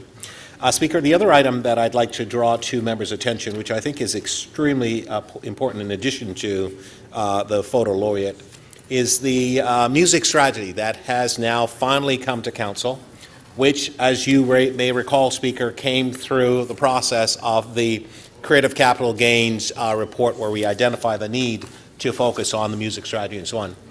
Councillor Cole's been very instrumental. Others such as Councillor Layton and certainly Councillor Carroll, Councillor Fillion, and I'm not sure if I'm forgetting someone, but they're all very instrumental, and I'm sure they'll speak to it a little later. I wanted to say, Speaker, that the strategy itself looks at 6 specific areas. One is to looking at supporting the environment that creates a friendly music environment in the City of Toronto, and also obviously to encourage the business of music and to support music education, to promote Toronto's music sector locally and internationally, and also to foster alliances with other cities around the world, and also to focus on monitoring and measuring our success.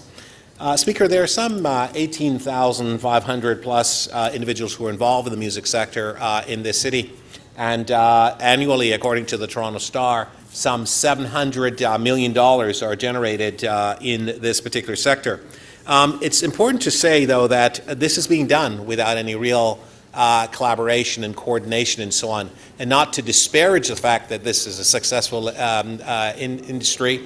We believe, along with the TMAC, the Toronto Music Advisory Council, that this particular industry can develop in a much more coordinated way and create more economic impact for musicians, for the city, to create more tourism and more opportunities in our city. I think it's really important to also stress that I want to thank our amazing staff team in economic development, our Film Commissioner and Director of Entertainment Industries, Mr. Zabe Sheikh, and also our staff manager for the music sector, Mike Tanner, who's done an amazing job in terms of helping Marion Baum as well, and also the members of the TMAC committee. I will be making some changes to one of the recommendations that's in front of us in order to ensure that we add TMAC as a group that we will consult with as well. I also note that the support of Mayor Tory on this particular file has been very, very helpful. And I note that I'm sure the mayor will be speaking at Music Week, which will take place in May, and you will have much to report to that body about what we're doing in terms of music in the City of Toronto. And Speaker, I'd like to just simply add this, that the work that we're actually doing here is actually being followed by cities and municipalities around the United States and certainly in Ontario. The jurisdiction and municipalities who've expressed interest in terms of how we've set up TMAC, which is a Toronto Music Advisory Committee, London, Ontario, Aurora, Edmonton, Alberta, Denver, Colorado, and also cities who have actually expressed an interest in terms of how we've actually formalized the music strategy for the City of Toronto. Austin, Texas, which is a partner of ours, Chicago, Illinois, Denver, Colorado, San Francisco, California, Nashville, and also Washington, Speaker. So we're moving ahead, and I look forward to having more discussion about this matter when we arrive at the subject. Thank you. Councillor Ainsley, you have a motion to introduce the Government Management Committee report. I do, Madam Speaker. Good morning, everyone. That the report for meeting 10 of the Government Management Committee listed on the agenda of Council be presented for consideration. Thank you. Councillor Holland, you have a motion to introduce the Parks and Environment Committee report. Thank you, Madam Speaker. And that the report for meeting 10 of the Parks and Environment Committee listed on the agenda of Council be presented for consideration. Thank you. And, yeah. Councillor Shiner, you have a motion to introduce the Planning and Growth Management Committee report. Yes, Madam Speaker, that the report from meeting 10 of the Planning and Growth Management Committee listed on the agenda of Council be presented for consideration. I cannot stand up and speak about the number of units that were approved because there's no community council agenda items here or the number of affordable housing units. I will again speak about that as I do at the next meeting. There is one item to bring your attention to. It is the strategy for minimizing the negative impacts of residential infill construction activity. I hope some of you have taken the time to read that. We have had an increase from 2010 to 2015 of 50% more infill housing projects, and there is a map in there, and I have a color version that can see where the areas of greater activity there's also greater complaints, less coordination, and in some areas we might even call it the Wild West of construction, where we find homes that aren't quite built to the specifications that were on the plans that were in place, in particular as to height or length of dwelling. So the staff in the building department have really put forward a great report that is going to, I help tackle this with changes to the way they are going to be dealing with infill construction, with an increase in the dedicated enforcement unit that we're going to have with new staff. But the intention out there isn't to come down and hit everybody on the head with a baseball bat. It starts with actually now going out when a construction project starts, meeting with the builders and telling them what the expectations are of them, following them through the process with the regular visits they have to have during that, and having a way to deal with interdivisional complaints. So many of you may have calls or concerns that go from your constituents. They may call the building department and they may say that's municipal licensing, that's transportation, that's someone else. Well, the intention here is that you can call the building department and they will coordinate that work to make it better and easier to make sure that a construction activity follows within the prescribed forms. It's going to really encourage the good builders to do better, and it's going to let those bad builders know that there's problems, encourage them to do better, or there will be consequences. And one of the consequences that is now on the table is issuing a ticket. And different from issuing a charge into court is the fact that if you issue a ticket, they have to pay it. It's a monetary fine that someone's going to have to pay as they go forward to. And it may be $500 the first time you get it. It may be $500 the second time. But the intention is that those tickets, as I've been told from our staff, are really going to remind people of the fact that they have to follow the proper rules that are in place. And most of all, it's improved communication so we can have and better development going forward in our community so the residents that live nearby are not impugned upon the same way some of them are now. And this is no disrespect to the good builders. This is to the problem builders. Let you be warned. We are coming out there. We will have staff that will be working with you, but if you don't listen, we will be taking the action that's necessary to bring you back in line. And we're going to continue on this, and I'll finish with this, because we're going to continue to try to develop a website which will give more information for people that have questions, that want to understand better the process, know about that building or that construction activity that's near them, and know what is expected of both the builder, of the city, and of them as neighbors. So please, if you haven't had a chance yet, read the report. But my thanks to the staff, and particularly the building department, that have done an excellent job of bringing this forward, an awful lot of work.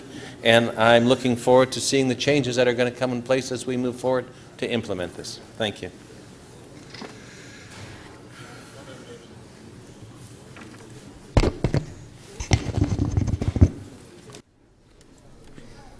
Councillor Robinson, you have a motion to introduce a Public Works and Infrastructure Committee report. Thank you, Madam Speaker. I do indeed that the report from meeting 11 of the Public Works and Infrastructure Committee listed on the agenda of Council be presented for consideration. And I have a few brief words I'd like to share with Council. We had a very heavy agenda with many significant issues that we got through as a committee. The biggest item on the agenda, and it's before you today, was PW 11.1, the Gardner East EA, evaluation of the preferred design. And the committee voted unanimously, and we don't often do that, to support Hybrid 3. So pushing the expressway the furthest north it can go opens up more valuable land for redevelopment in the Keating area and offers many legacy waterfront improvements with minimal impact on construction. The staff report before you outlines that Hybrid 3 ranks highest in terms of transportation and infrastructure, urban design and environment, so it hits all the right notes. Also, we debated and supported the installation of 2 cycling facilities along the waterfront trail. These new facilities address an important gap in the waterfront trail between Norris Crescent and First Street, and will make that route much safer for cyclists, so we look forward to that coming to fruition. And this project will be completed in conjunction with other local infrastructure improvements, highlighting staff's efforts to coordinate capital in order to maximize efficiency and minimize disruption to residents. So that's, again, a great approach staff are now taking. Also, we debated the long-term waste management strategy. And the good news on this one is that we actually can extend the life of the Green Lane landfill to 2040 by increasing the 5 Rs, not 3 but 5, reduce, reuse, recycle, recover, and residue disposal. Ugh. And by leveraging our existing programs and services to divert more of our waste. And we can't stress that as enough, that we need to move on that. And currently, we are in our 3rd and final round of public and stakeholder consultation. So make sure you have your say by attending a public meeting or filling out our online survey, because that is wrapping up. So toronto.ca/waste strategy to get involved. I also just want to give Council a heads up that when we go through the agenda rundown, I'm going to be putting forward a motion that we defer the Highland Creek wastewater treatment discussion today. So that would mean both the report that went to Public Health, HL 7.6, that talked about the impacts, health impacts, as well as PW 11.4, the Highland Creek wastewater treatment EA. And the reason being because of Councillor Moser's unfortunate circumstances and him being the local councillor, as well as this being a very critical local issue to the residents in the affected area. I'm proposing that we defer that debate until the May 3rd and 4th council meeting, so next month. So I'll do that during the next the rundown. Thank you. Thank you. Councillor Perks, you have a motion to introduce a new business from city officials. Thank you, Speaker, and good morning. I move that new business from city officials listed on the agenda of Council be presented for consideration. Thank you. All those in favor of the motions? All in favor, opposed if any, carried. Thank you. Are there any declarations of interest? Please indicate the committee, the item or motion number, and the nature of the interest under request to question staff. Councillor, do you have an interest, Councillor Karygiannis? Councillor Karygiannis? Madam Chair, I do have two conflicts of interest, and one of them is GM 1010, Lisi Amendment, Toronto Sailing and Canoe Club and Argonaut Rowing Club, and the other one is... And what's the reason? My daughter works for Parks and Rec.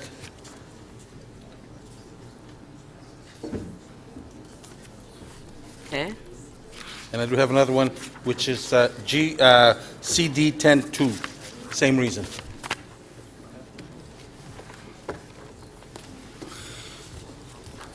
Did the staff get that one? Okay. Councillor Pasternak. Thank you, Madam Speaker. On page 3, item 1314, EX 1314, an interest, as this is a Toronto Public Library issue, as my spouse works for a Toronto Public Library, although on leave. Okay.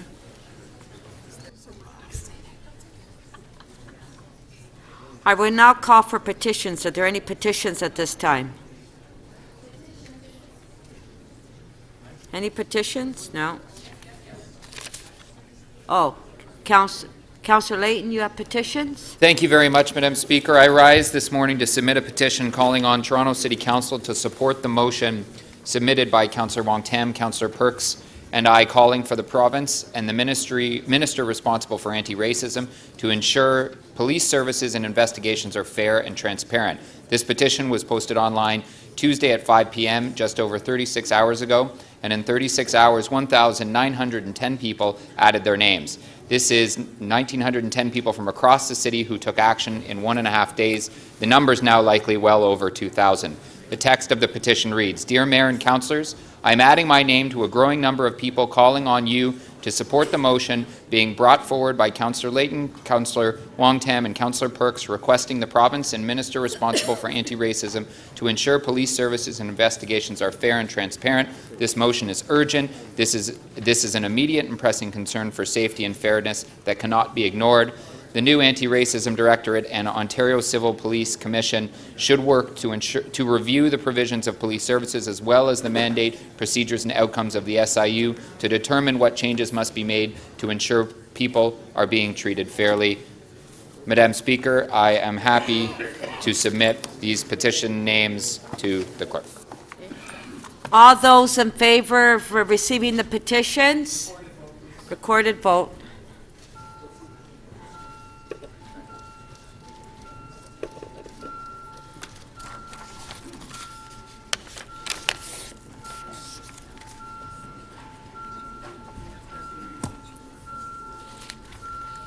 Councillor Perruzza, please. Councillor DiGiorgio. Councillor McMahon.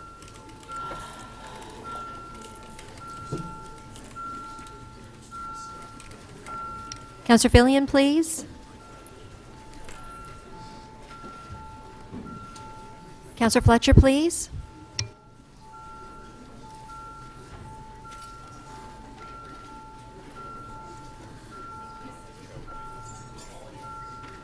Councillor Cho, when you're seated, please. May we have your vote?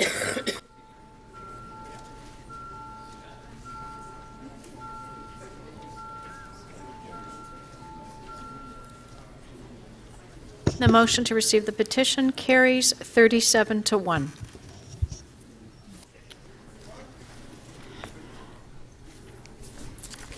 Okay, members of council, I will now review the order paper. The mayor has designated the following items as his key matters for this meeting. Executive Committee Item EX 13.3 on developing Toronto's transit network plan, Phase 1, and Public Works and Infrastructure Committee 11.1 on the Gardner Expressway and Lakeshore Boulevard East. There will be the first two, these will be the first two items of business today. Council is scheduled to meet in closed session at 6 p.m. tonight if required. Notices and motions are scheduled to be dealt with at 2 p.m. tomorrow if the mayor's key items have been completed. Members, the following related matters on the agenda regarding the Highland Creek wastewater treatment plant will be considered together if held for debate. Public Works and Infrastructure Committee, item PW 11.4, and Board of Health, item HL 7.6. Members, the city solicitor has advised that, we'll go through the additional items first. Page 3. If we can clear the screen, please. Thank you. Page 4.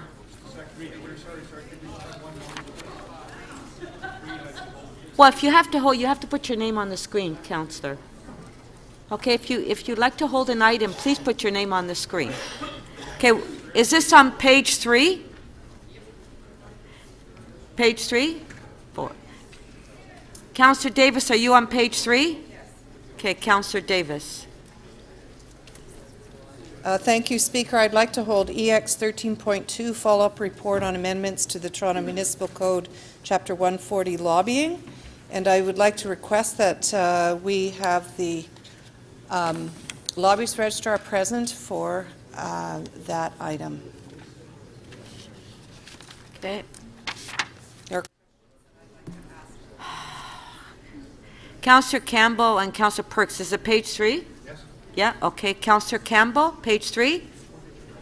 Thank you, Madam Speaker. I'd like to hold EX 13.11.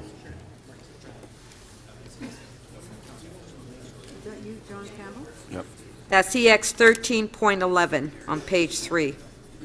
Councillor Campbell's holding. Councillor Perks, did you have one on page 3? Councillor Davis held the item I was. Oh, okay. So we'll go to page 4 now. Councillor Dissette. Madam Speaker, I have a quick amendment on item EX 13.24. I don't know if clerks can put it up, and I can release it once this amendment is there. Does the staff have the amendment? They do. I've signed it. So all I'm asking for is that with this report we consider having advance polls during Thanksgiving to allow students who are coming back from college and university to have a chance to vote. I thought it was a good one. Okay, so, Councillor Fletcher would still like to continue to hold it. Okay, thank you. Okay. In Councillor Dissette's name. Councillor Davis, page 4. No, that was for page 3. All right. Councillor Ainsley, page 4. Thank you, Madam Speaker. Actually, I have two that I would like to release on the Audit Committee. Okay. AU 5.6, Continuous Controls Monitoring Program, City Accounts Payable, January 1st to September 30th, 2015. I had my questions answered by staff, and I'd like to thank them for their work. Okay. On page 4, Audit Committee, AU 5.6, Councillor Ainsley is releasing. All in favor? Opposed, if any, carried. Councillor Ainsley, your other item? Yes, thank you. AU 5.10, the last one on the Audit Committee, Audit of Information Technology, Vulnerability and Penetration Testing, Phase 1, External Penetration Testing with a confidential attachment. I'd like to thank staff for their work on this and answering my questions and concerns, and I'll move the recommendations as well. Thank you. So on page 4, Audit Committee, AU 5.10, Councillor Ainsley is releasing. All in favor? Opposed, if any, carried. Thank you. Councillor Mihevik. Madam Speaker, my apologies. I wasn't paying attention. On page 3, EX 13.9. Was that held? Nope. No, it wasn't. My request is that be held. I might be able to dispose of it quickly, but for now I'd like to hold. So on page 3, EX 13.9, you want to hold? Yes. Okay, thank you. Councillor Robinson. Councillor Robinson? Thank you very much, Madam Speaker. So the bottom of page 4, just so everybody knows what I'm talking about, Board of Health, HL 7.6. I'd like to bundle that with PW 11.4, as I stated in my opening remarks, due to the local councillors' health issues right now. I think out of respect, since it's such a significant local issue.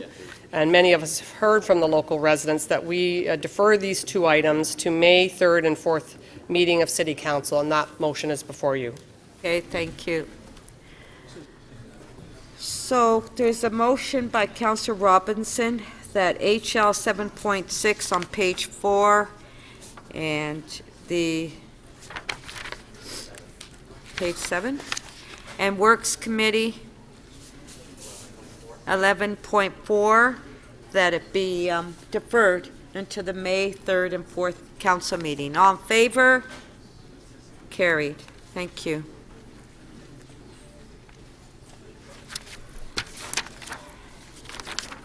Councillor DeGiorgio, page 4. Madam Speaker, with your indulgence, I need to go back to page 3. I have a conflict of interest on an item on page 3, EX 13.8. I have my own property in the immediate area, and I neglected to declare that conflict. So Councillor DeGiorgio would like One of the reasons why I should resign. Make a list. Thank you. Councillor DeGiorgio would like to declare an interest on page 3, EX 13.8. Will happen. Councillor Davis, did you have a point of order? No, I did have a hold on page 4. And because my name was taken off, I haven't been able to put it back on. Okay, what item? And it's only because I think that, I'm not sure the minutes reflect what took place on something, so I'm just going to check. EX 13.18, it's on the staff work plan for the City School Board Advisory Committee. You would like to hold that item down? Yes, thank you. Okay, page 4, EX 13.18. Councillor Pasternak. Thank you, Madam Speaker. Page 5. Item CD 10.4. It's a technical amendment drafted by staff. I can move that now and Yes, please. have it dealt with. If the staff have it. Does the staff have it? Yes, it's done. It should be on the screen. Okay, we'll put it on the screen.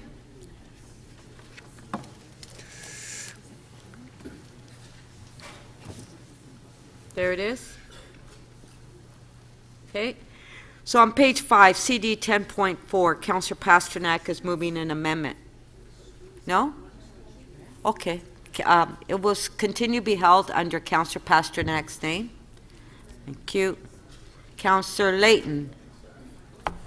Yes, thank you very much, Madam Speaker. Rather than hold item EX 13.17 on the North American Indigenous Games, I would just like to say thank you to the Executive Committee for passing the recommendations from the Aboriginal Affairs Committee to support this international or this regional important regional event. What page, 4. Councillor Layton? Page what? We're at page 5. Are you going back to page 4? Yes. And I was just explaining that I wasn't going to hold an item because I was pleased with the outcome from Executive Committee. Oh, okay. The North American Indigenous. Councillor Campbell. Thank you, Madam Speaker. I'd like to hold 10.2, City of Toronto outdoor tennis operations. Okay, this is on page 5, CD 10.2. Councillor Campbell is holding. Okay, let's go to page 6.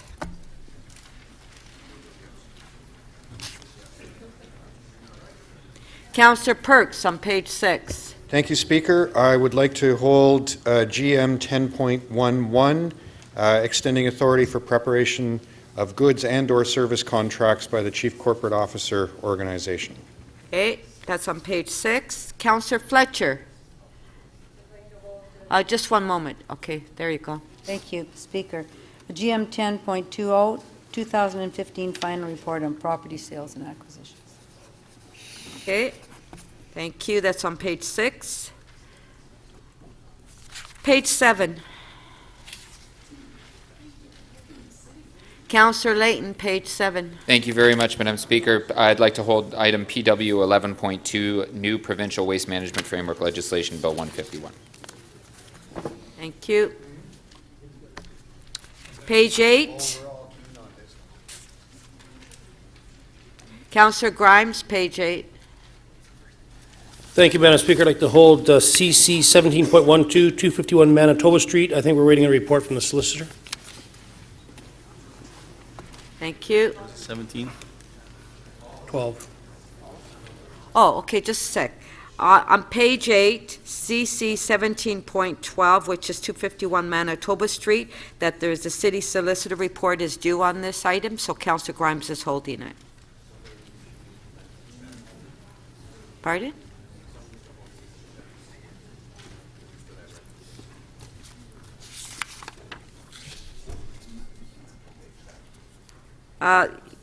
Okay, can someone hold down on page 7, CC 17 point, which, 2? 2, because it's here without a recommendation. Councillor Ojamari, did you have an item? No, I'm declaring an interest in that item, Manitoba Street, as my daughter lives and owns property in the immediate area. Okay, thank you.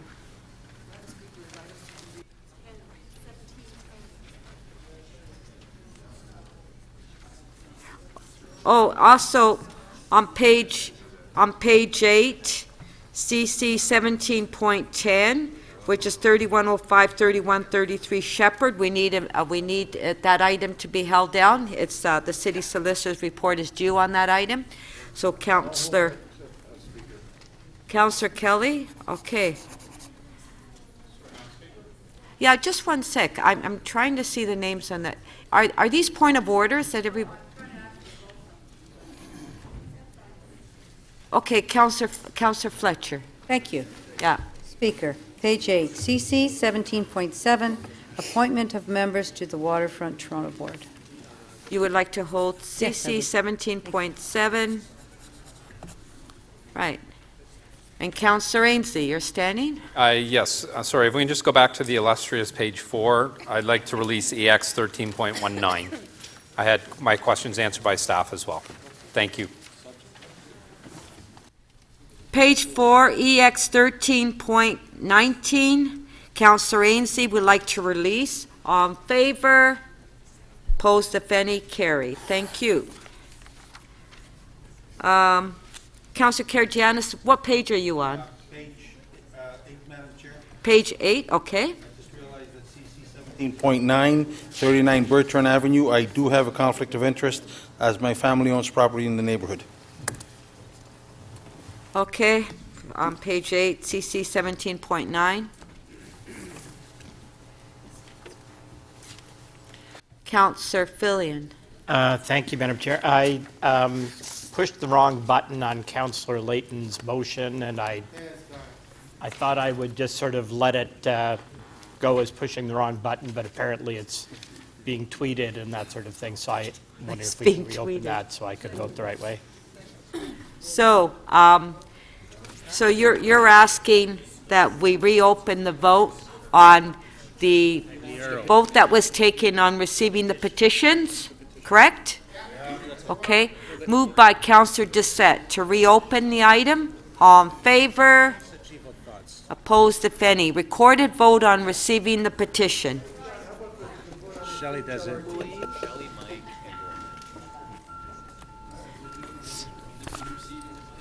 Yes.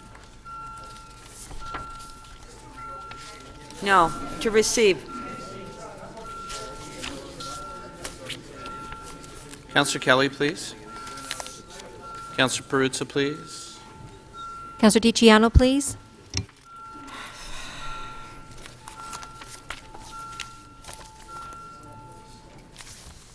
The motion to receive the petition carries unanimously, 39 in favor.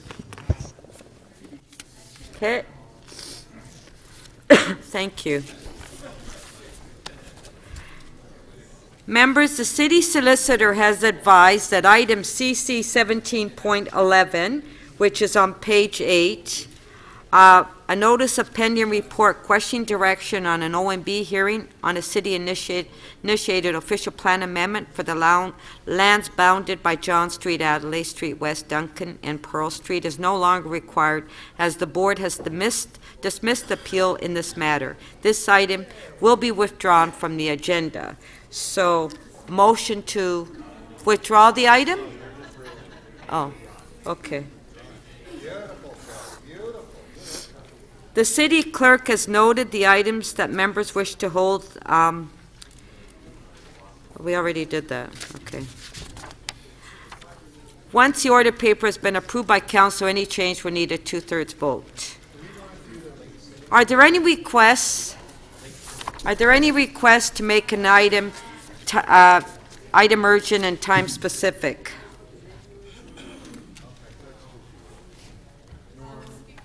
Councillor Davis. Oh, Oh, hold on. Are these names up there for that? Okay, Councillor Doucette. Councillor Davis, can you just push the button? Okay. Councillor Doucette. Thank you very much, Madam Speaker. I have two. Starting on page 7, CC 17.4, the annual report from the lobbyist registrar. I would like to make this for straight after the members' motions on the second day, please. And the other one is CC 17.15, the annual report from the Toronto Ombudsman. I'd like to make that after that one, after members' motions on the second day. And I would request presentations on each of these reports. We should have a separate Thank you. council meeting for the chief executive. Did staff get those guys? Annual report. So all in favor of making those two items time specific after notices and motions tomorrow? All in favor? Opposed, if any, carried. Councillor Robinson. Again, thank you, Madam Speaker. It's EX on page 3, EX 13.1, the local appeal body issue. I actually have a funeral that I'm attending tomorrow afternoon, and I'd love to make sure that I'm a part of this discussion. So it is at the top of the agenda, but I want to ensure that it follows the mayor's two key items. The timing of that. So, because this has a huge impact on my ward, this outcome. So, I'd appreciate if we could either time it or just have it follow the mayor's two key items. Well, it would. It might not if somebody put in a timed item in advance of that. Yeah. Okay. I don't know, Councillor Robinson. Either you make a motion because I don't know what's going to happen. What's going to happen with timing because we have like a 3-day council meeting for 2 days. So I'll make a motion that EX 13.1 follow the mayor's two key items. Okay. All in favor? Opposed, if any, carried. Okay. Point of order, Councillor Perks. Speaker, on a point of order, now that we've established a specific time for that, I was wondering if staff could make sure that the Integrity Commissioner is available to answer questions on that item. Okay. Thank you. Thank you.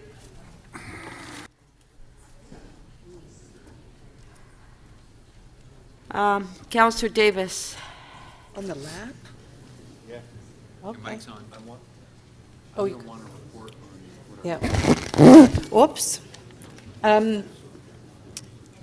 I think, Speaker, I would suggest, this is on EX 13.2, which is the other report that the lobbyist registrar, that I was seeking to have the lobbyist registrar present. So I think it would make sense to have it following the other annual report, which is following the notices of motion. So you're moving that 13.2 be dealt with after 13.1? That's right. No? She's 17.4, sorry. Which is the one? Because the notice is a motion. 17, okay. for it to be after 17.4. Okay. All in favor? Opposed, if any, carried. Depending, I guess, on the timing on these items. I want to move the members' motions up to the way. Councillor Pasternak. Thank you, Madam Speaker. I'm just wondering if we can move the members' motions for tomorrow up to 11 a.m. Well, what's the reason for it? What's the reason? I have to leave on the early side tomorrow afternoon, and I have some items. It'll just take us to lunchtime. Well, I think that there are people that know the notices of motions are at 2 o'clock, and so I don't know. What's? How about 11 p.m. tonight? Can it be put to vote? Are we going to midnight? No? Yeah, we're deciding the order first, Councillor Pasternak. So is a motion to move it to 11 a.m. tomorrow out of order, or what? Not at this point. What is your ruling? Okay, not at this point, Councillor Pasternak. So are you moving a motion? I'm moving a motion to time the item, members' motions for 11, unless you're ruling it out of order. No, I'm not ruling it out of order. If you'd like to move that motion, you can move it. I'd like to move that Yeah. motion. Thank you. So notices of motion, you're moving that members' motions be dealt with at 11 tomorrow, correct?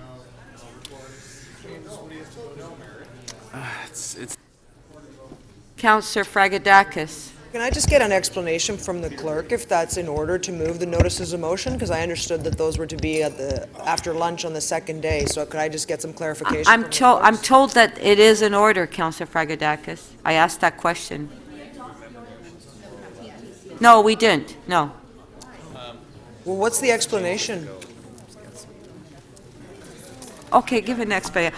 Well, I think we need to start this agenda soon. We will, I just Okay. would like a clarification, Okay. which is my right. Okay, if I can have the clerk is going to respond. Thank you. Yeah.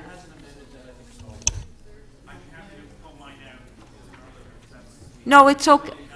Councillor Pasternak, just one sec. The motion is in order because we're currently debating the order that this meeting will follow. So it is perfectly proper to do that. We normally do it at a set time, but that is also always before us. So it is perfectly in order. Okay. Councillor Fletcher, did you have a question on that? Yes, I'd like to hear the reason why. From Councillor Pasternak? Yes, question Oh, to Councillor move. Pasternak did say that he would not be here in the afternoon. So I would certainly be happy to have his go at 11 without doing everything else. Council, if this creates such a problem, I'd be happy to pull my motions out, and if we can vote on them earlier, that would be fine. You set a precedent. We've never done that. I'm sorry. Okay. Do you have, Councillor Pasternak, do you want to have your motion on the floor or not? Wait. Sure, we can put it on the... I know. I don't know, Councillor Doucette, is this on this item? Okay, because Councillor DeBer, if I could have members of council to please take their seats, because we're just trying to go through the agenda, and it's very confusing when everybody is standing. Councillor Doucette. My question is, I know tomorrow is a Sabbath. I just wanted to know what time sundown was. Okay, we were going to get to that later. Can you... That may make a difference to the motion. That's why I'm asking this. By 6:30, we have to recess tomorrow. Thank you. Councillor DeBermaker.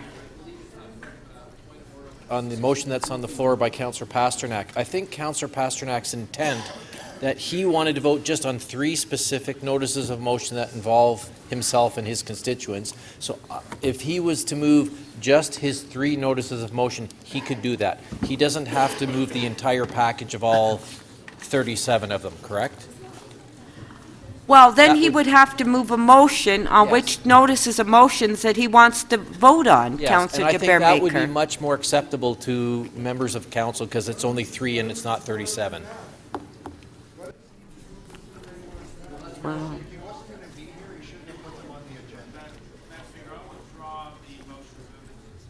11 a.m. tomorrow morning, and I'll draft a motion with clerks to move my 3 motions out of members' motions, if you feel that's in order. I don't know how it is. Yeah. Yes, actually, we can deal with it when we go through the order paper tomorrow morning. Okay? Thank you.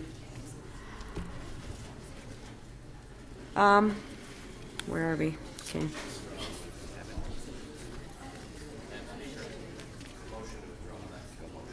Oh, yeah. Motion to withdraw Councillor Pasternak's motion. All in favor? Opposed, if any, carried. Thank you.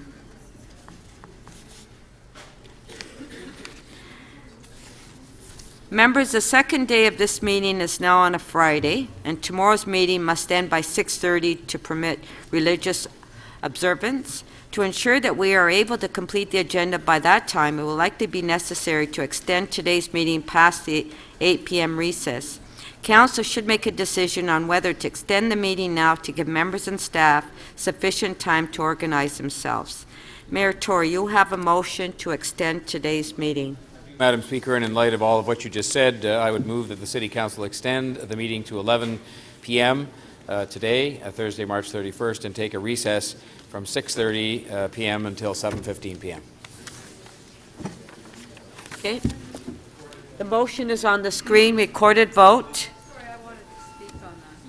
Oh, Councillor Fletcher, you want to speak on it? But, I understand the pressures and I understand what happened this week. I do, on the other hand, feel that when we get into late-night voting, we often make mistakes and we don't actually at times give consideration because we're pushing one another to rush, or if somebody wants to speak, they get called down. And so there's a pressure on the council that really is an unwise pressure. We're here to do business for billions of dollars, and the first two items that we have up here are billions and billions and billions of dollars. So I just have to say, no disrespect to you, Mr. Mayor, but I cannot stay here and feel like I'm fading because it's 11. I want to make sure I'm making good decisions, and I don't think we make them good late at night. Okay, on the motion by the mayor, recorded vote. We can put the motion on the screen, please. You know what? It's not really special. Yeah, it is. It's There is a break, Councillor Davis. My mic is on, Speaker. I know you Oh, like me. sorry. Councillor Perruzza and Councillor DeGiorgio, please. Councillor McConnell, please, and Councillor Crisanti. Councillor Perruzza, thank you.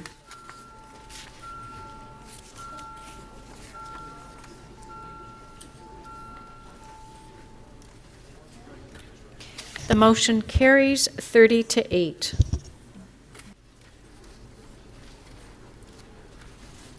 Thank you.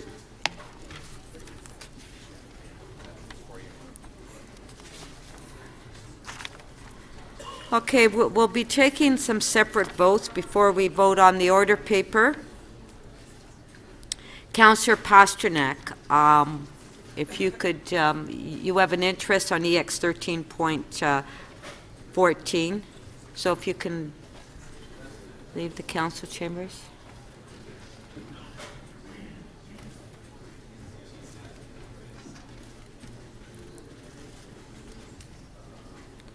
Okay, all in favor on EX 13.14? Oh, recorded vote.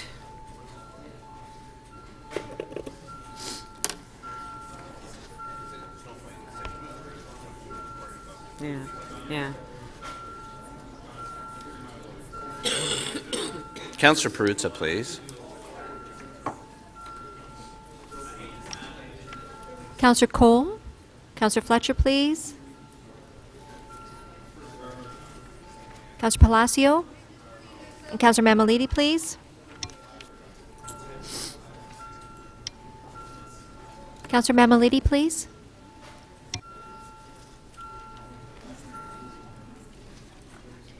The item carries unanimously 36 in favor. Thank you.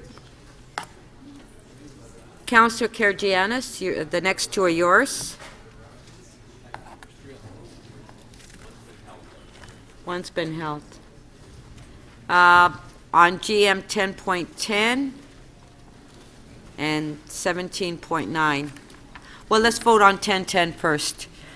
All in favor, recorded vote.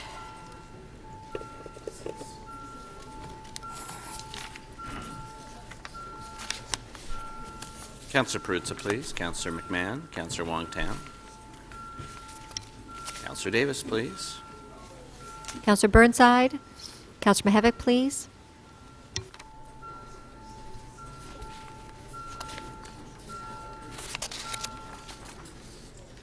The item carries unanimously 36 in favor. Okay, on CC 17.9? No, it wasn't. Is it CC 17.9? John? 17.9. Recorded vote.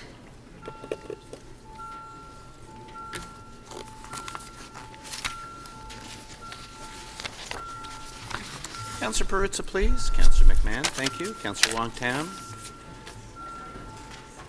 Councillor Cole and Councillor Mahevic, please. Councillor Perruzza, your vote, please.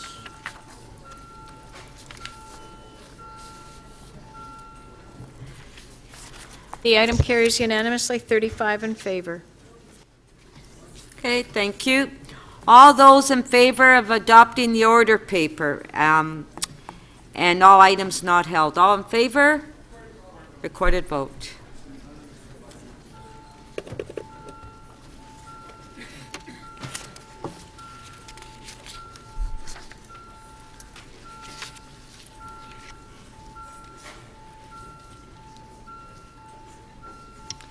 Councillor Mahevic, please. Councillor Perruzza, please. Councillor Lee and Councillor Perks.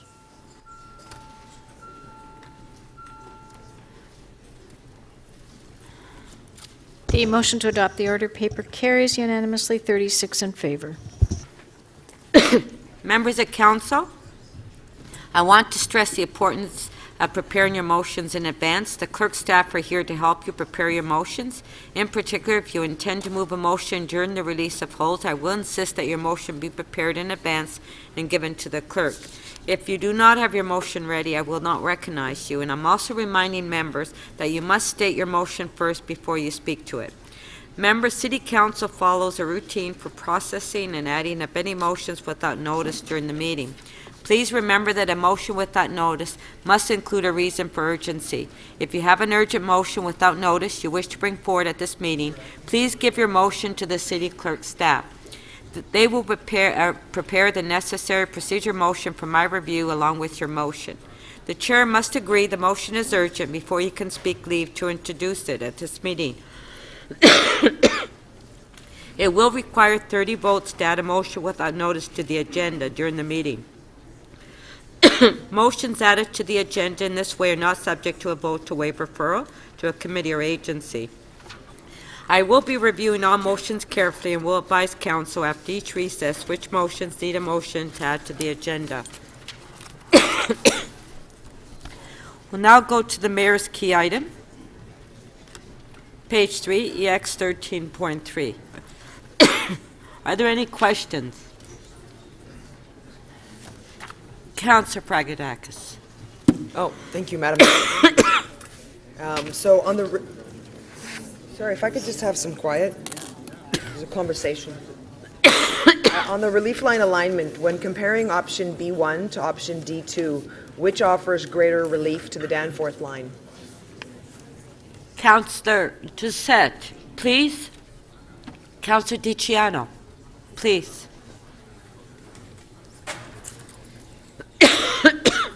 Through the chair, the options provide similar relief. Okay. Which offers greater relief to the Young line south of Bloor?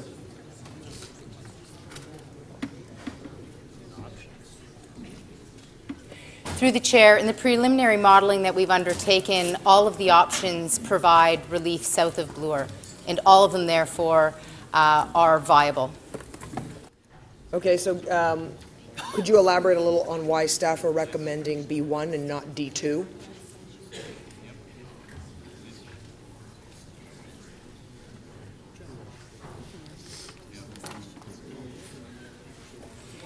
Through the chair, one of the key considerations in looking at those two options was in fact the endpoint, and the difference between the two is a King Street endpoint versus a Queen Street endpoint.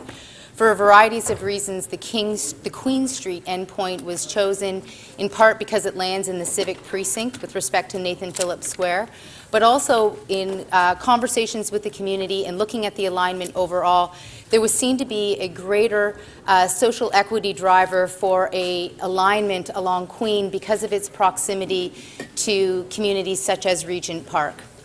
Okay. In Metrolinx's report on Go Regional Express Rail initial business case, there's quite a bit of discussion of reduced fares for off-peak travel. For example, on page 91, it mentions that many RER systems offer off-peak fares that are 25% to 50% below the peak fares.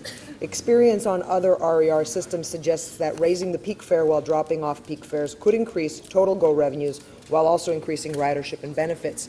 Do we have any sense of how this will impact fare integration and reduced off-peak fares being included in any of our modeling? So, Madam Speaker, the powerful impact of fare structure is seen in the numbers. If you take a look at the appendices, you'll see that a GO fare versus a TTC fare is critical to the ridership that we see, and probably the most powerful variable in all our modeling results. Okay, in the discussion of this item at the Executive Committee, a concern was raised that we may be complicit in helping the province download even more costs onto us. Clearly, one aspect of SmartTrack is to service office districts outside of Toronto. Though we can all see some of the reasoning behind that, we all need to worry about the Toronto taxpayer, who I believe the other two levels of government treat unfairly. So my question is to the CFO and the city manager. You're going to report on new revenue tools shortly. Would any of the revenue tools under consideration help us get revenue to offset our investments in the success of commercial properties that do not pay Toronto's commercial property taxes? Sorry, through you, Madam Chair. So we will be looking at a full range of revenue tools as adopted in the motion that was approved by Council, and that motion looks at tools that we have already authority to impose, and that would be changes to the property taxes, plus other changes or other revenue tools afforded to us under CODA. So we will be looking at both. All right, and my last question is, in 2013, City Planning undertook Feeling Congested, a transit network prioritization analysis. What were the top 3 performing projects in that analysis? Through the chair, we in fact ranked the top 5 projects. The relief line was I the only number. asked for the top 3. So the number 1 project was the relief line.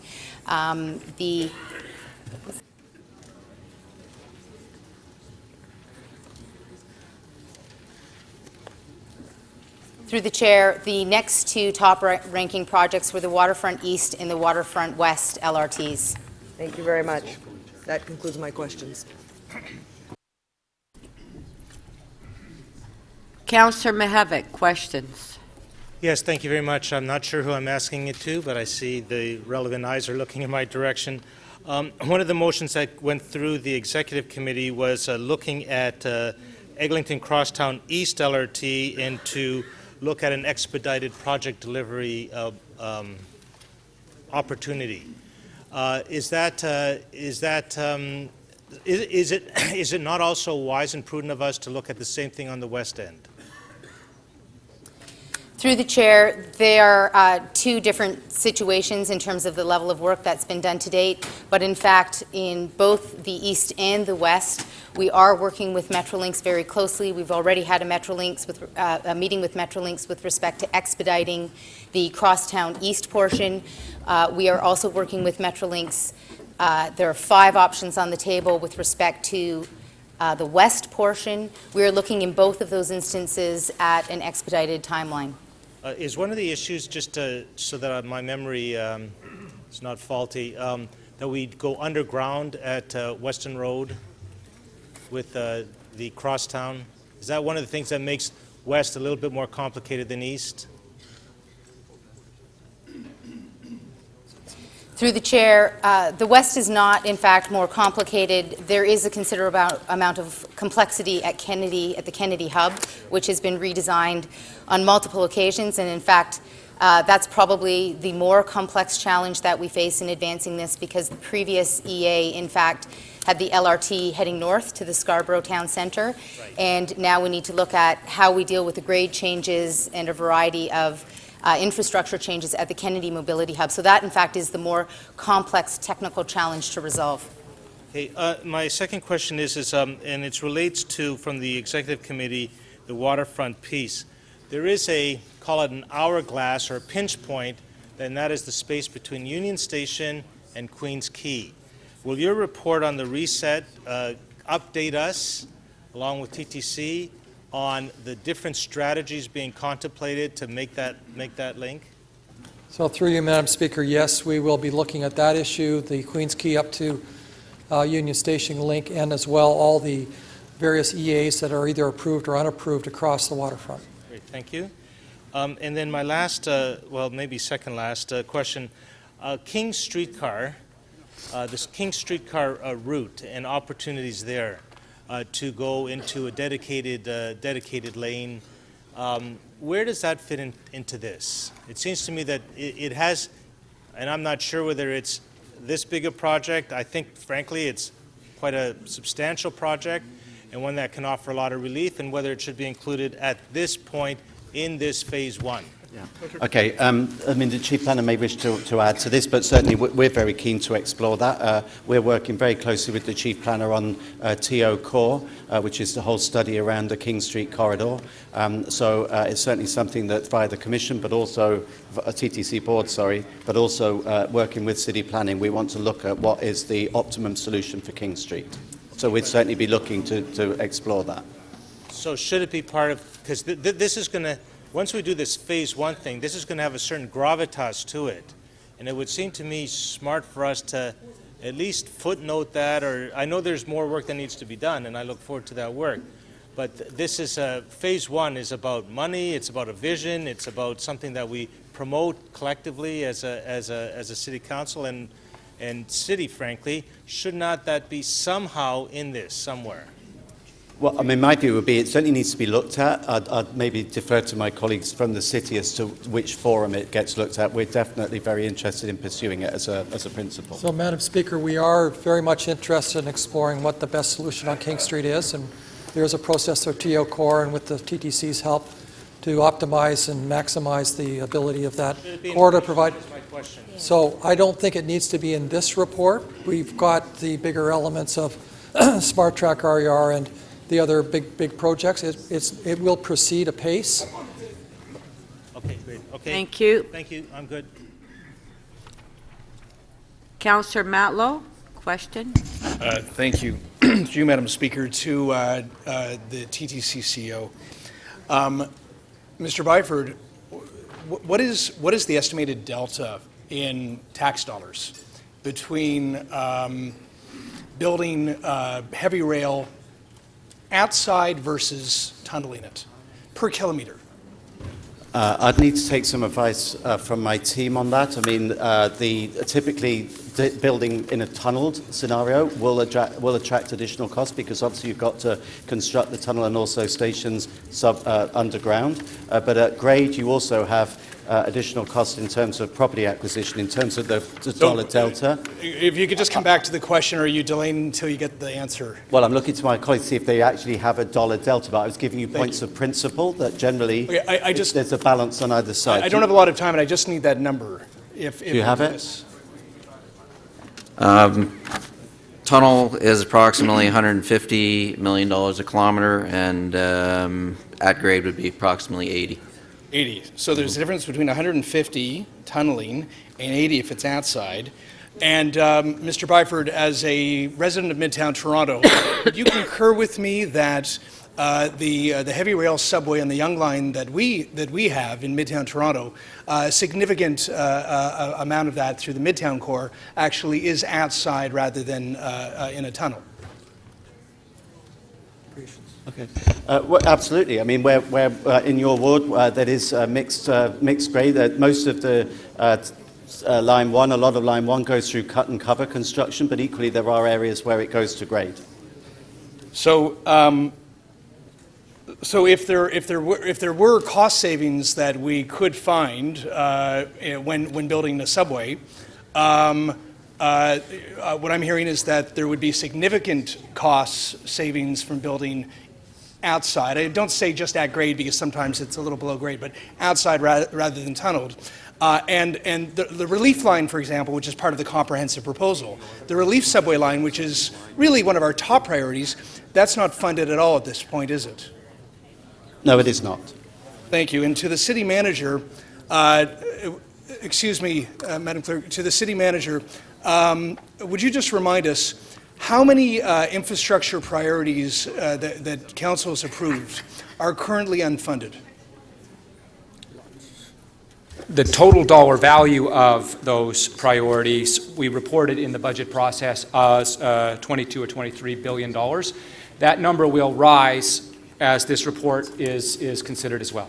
So would it be fair to say, would you concur that if it is feasible, if we find that it's feasible to move forward with a comprehensive transit plan and do it in a way where we save hundreds of millions of dollars, that's a good thing rather than a bad thing. It is not, through you, Speaker, it is not possible to disagree with that. I appreciate that. Thank you. Thank you. Councillor Campbell? Thank you, Madam Speaker. My question is to the Chief Planner. Why are we being asked to approve an environmental assessment for the Eglinton LRT extension when we don't have a planning document that identifies that as an area of future growth? Through the chair, it's important to be clear on what is before you today. You are not being asked to approve an environmental assessment for Eglinton West. Rather, there is a direction in the recommendations for city staff to continue to work with Metrolinx on looking at 5 different options for amendments to the existing environmental assessment. The key objective in this portion of the transit network is to provide a connection to the airport. We recognize that there are a minimal amount of sites along this portion of the Eglinton corridor for intensification. So the key objective here is about completing the network to a key employment area. So now, another, I'm a little bit confused. There's a touch of a contradiction in the way the report is run, because it talks about the connection to the Mississauga Corporate Center, yet at the same time it talks about the connection to the airport. Are they one and the same? Is it to go through the Mississauga Corporate Center and up to the airport? Through the chair, they're not one and the same. They're 2 very different destinations, and in the various 5 different options that are currently being explored, the objective is to identify where in fact the LRT will terminate and how it will connect either to the airport corporate center or to the airport. In the previous environmental assessment, there was some work that was left undone that now needs to be resolved with respect to where that line will in fact terminate. Okay, I'd like to turn my question to Scarborough and the transit option that's proposed there. It talks about the impact, we're giving consideration to tunneling from at a cost that we just heard of $150 million a kilometer from Kennedy up to the Scarborough Town Centre. Yet we know that if Smart Track is to come to fruition, that there will be tracks running north and south somewhat parallel to this proposed route. And in the report it says, assuming the McCowan 3 option, the introduction of Smart Track will reduce ridership on the subway extension to about 109,000 daily users, 12,600 peak hour, and even further if we go to a 5-minute interval. So given that those considerations, I'm wondering why we've taken the so-called Scarborough Express Rail off the table, which would have linked the Scarborough Town Centre with this Stouffville line at Ellesmere. Through the chair, this is a very important question and important to clarify. The first, with respect to the tunneling, the objective is to provide a higher level of service to the Scarborough Town Centre. Whether that happens below grade or above grade is part of the due diligence. And clearly our objective would be to provide the level of service at the lowest possible cost. The challenge with Smart Spur is that it in fact cannot be achieved at the same level of service that currently exists today. Why is that? Because of the number of trains as part of RER in the existing corridor. But with Smart Track, are we not considering 5-minute intervals? Is that not part of all the modeling that's been done? Through the chair, that's correct. With the 5-minute interval, there are, I believe it's approximately 10 trains. There are 10 trains an hour. We, in fact, would have a service decrease from the service that currently exists today with the existing RT that is in place. So if we, sorry to interrupt, but if we had the Scarborough Express Rail to the Smart Track, let's say it's 5 minutes or 10 minutes, and then we replaced the SRT with an LRT, are you saying that that would result in a decrease in service? Through the chair, the problem with the Smart Rail is that Smart Spur is that we would in fact have a lower level of service. The number of trains per hour serving the Scarborough Centre would in fact be 10.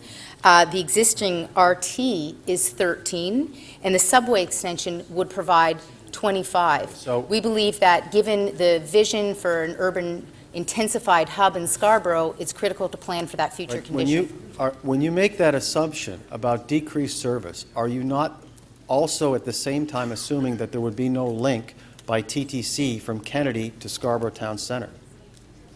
I'm not suggesting that that be the only link, the Scarborough Express Rail. I'm suggesting that that be in addition to an LRT route or a surface subway. Through the chair, that in fact is not something that's been explored. We've not looked at the possibility of an LRT as well as Smart Spur. That would in some ways bring us back full circle to where we started in this exercise many years ago. Currently, given the proposal for Smart Track in the corridor, we no longer have the option of also putting the LRT in that same corridor. Then when we add the regional express rail service in that corridor as well, we're in a situation where we have to in fact look at other corridors, which is what we're doing with the subway. Thank you. Councillor Fletcher, question? I just want to have this confirmed, that there are 1.7 million riders a day on the TTC. It's actually closer to 1.8 million now, Councillor. Yep, ever rising numbers. 1.8 million, and that there are currently 215,000 riders on GO trains today. That's correct, Councillor. And do you have any idea how many are riders within the boundary of the City of Toronto of those 215,000? 12%. Pardon? 12%, Madam Speaker. 12, so 10, so that would be somewhere around 25,000? Do you want to do that math? That's correct. Roughly 25,000. 26,000. Yeah. And how many are on the Stouffville line, that ride the Stouffville line Daily riders? Yes. Mike, can you answer that? Through the chair, it would be about 10,000. 10,000? That would be in the peak in the morning. In the evening, it would be about the same, so about 20,000 all day. So how do we have 25,000 riders? Oh, it's 20,000 on the Stouffville line in general. And now how many on the Stouffville line in the City of Toronto? Through the chair, I would assume it would be the same proportion, roughly about 10 to 12%. So you can do that math. What is it? It would be about 4,000. 4,000 riders a day, all right, coming there. So I'm just interested in this, in Smart Track and the subway, and I'm noticing that all of the materials that we have in front of us have the TTC fare as the base fare in doing the projections. Is that correct? That is correct. And I'll just ask Mr. Byford, have those discussions with GO, is that the fare that you're using with GO today in any way? No, it isn't. What is the fare today to get on at Agent Court? It depends where you're getting on, but GO fares are typically around $7.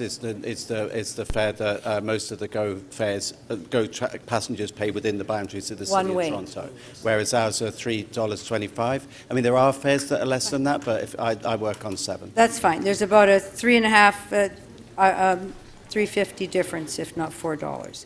So I'm interested in the service, since there's 4,000 people riding that line, going to Union Station and the Stouffville line, and which isn't a lot. How many are you expecting to draw onto that line with Smart Track?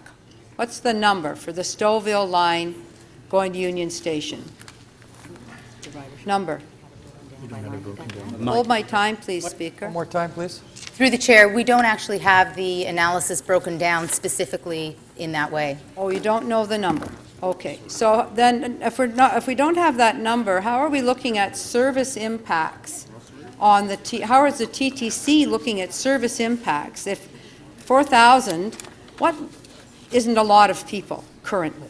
No, so we are working with city planning on looking at what the service impact would be if Smart Track had a 5-minute headway, in other words, gaps between trains. So we can model what the impact would be, what the transition would be in terms of Smart Track ridership, and what the ridership would be on a Scarborough subway. So I'm actually interested in existing TTC fares that might leave the TTC and go to Smart Track, or that, as I understood it, a number of routes would have to be jigged around in order to go to hit Smart Track, and then we're going to have two parallel lines. Is that some of the planning that's being engaged in at the moment. Yes, so bus routes would need to be, the feeder bus routes would Yes. need to be adjusted in order to feed So we're looking Smart at Track and number Scarborough of subway. buses that would change, impact on current service That's in correct. Scarborough, basically, for and Old City. And then we don't know the numbers that we're talking about for Smart Track, and we don't know the impact. We don't have a actual fare that we've set yet, and we don't have an agreement on 5-minute service from GO. Do we have an agreement on 5-minute service from GO? So we have discussed the service concept with GO, and we're working on the engineering that informs that discussion. You see in the report suggestions on the routes and the stations. To suggest that we don't know the numbers is not correct. We actually do know the numbers, but not the ones specifically that we have right today to answer that specific question that you have. We actually have very good data on a variety of scenarios, as you've seen in the report. Yes, based on TTC fare.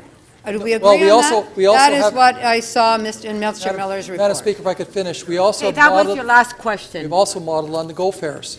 So in the data that you have before you, you have both the 5-minute, 10, 15, and you have a TTC fare and the GO fares. Thank you. Okay, before we recess, I just want to welcome the students from Seneca College, at the public admin students, and their counselor is Counselor Shiner. Welcome. Recess to 2 o'clock. Thank you.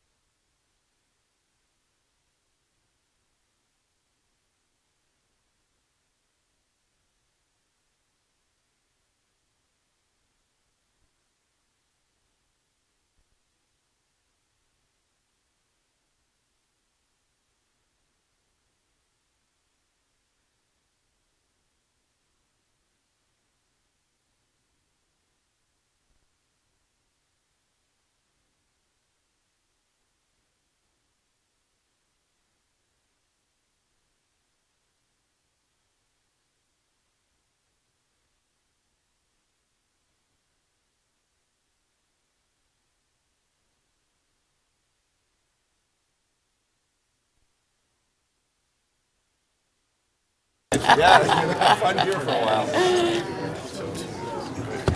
So we're going to switch things a little bit. We're going to have Mike's staff sitting beside him and Kate. Okay, great. We had that number. Yeah. We had it. We just didn't have We it. didn't at have the it right time. here, so that happens sometimes. So you know what? I could weave it back into my comments later on. Yeah. What was the number? 60. Sorry, which number was that? The Stouffville line. Well, we think it's around 64,000. See, I'm better. It's 64,000 daily. Yeah, that's in the peak period. Peak period. And peak. So 60. That's pretty With high. Smart Track So 5-minute that is service. the entire corridor. That's the corridor, yeah, the Stouffville corridor on Smart Track. So Smart Track riders in the Stouffville. With 5-minute service at a TTC fare. 50 minutes is 18,000. Okay. The range is huge. It's massive. So No. Oh, it's somebody who's echoing through this place. oh yeah, bringing everything.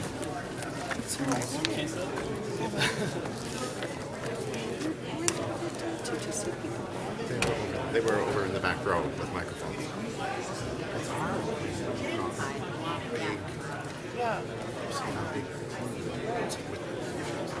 Well, when you've got a Testing, testing.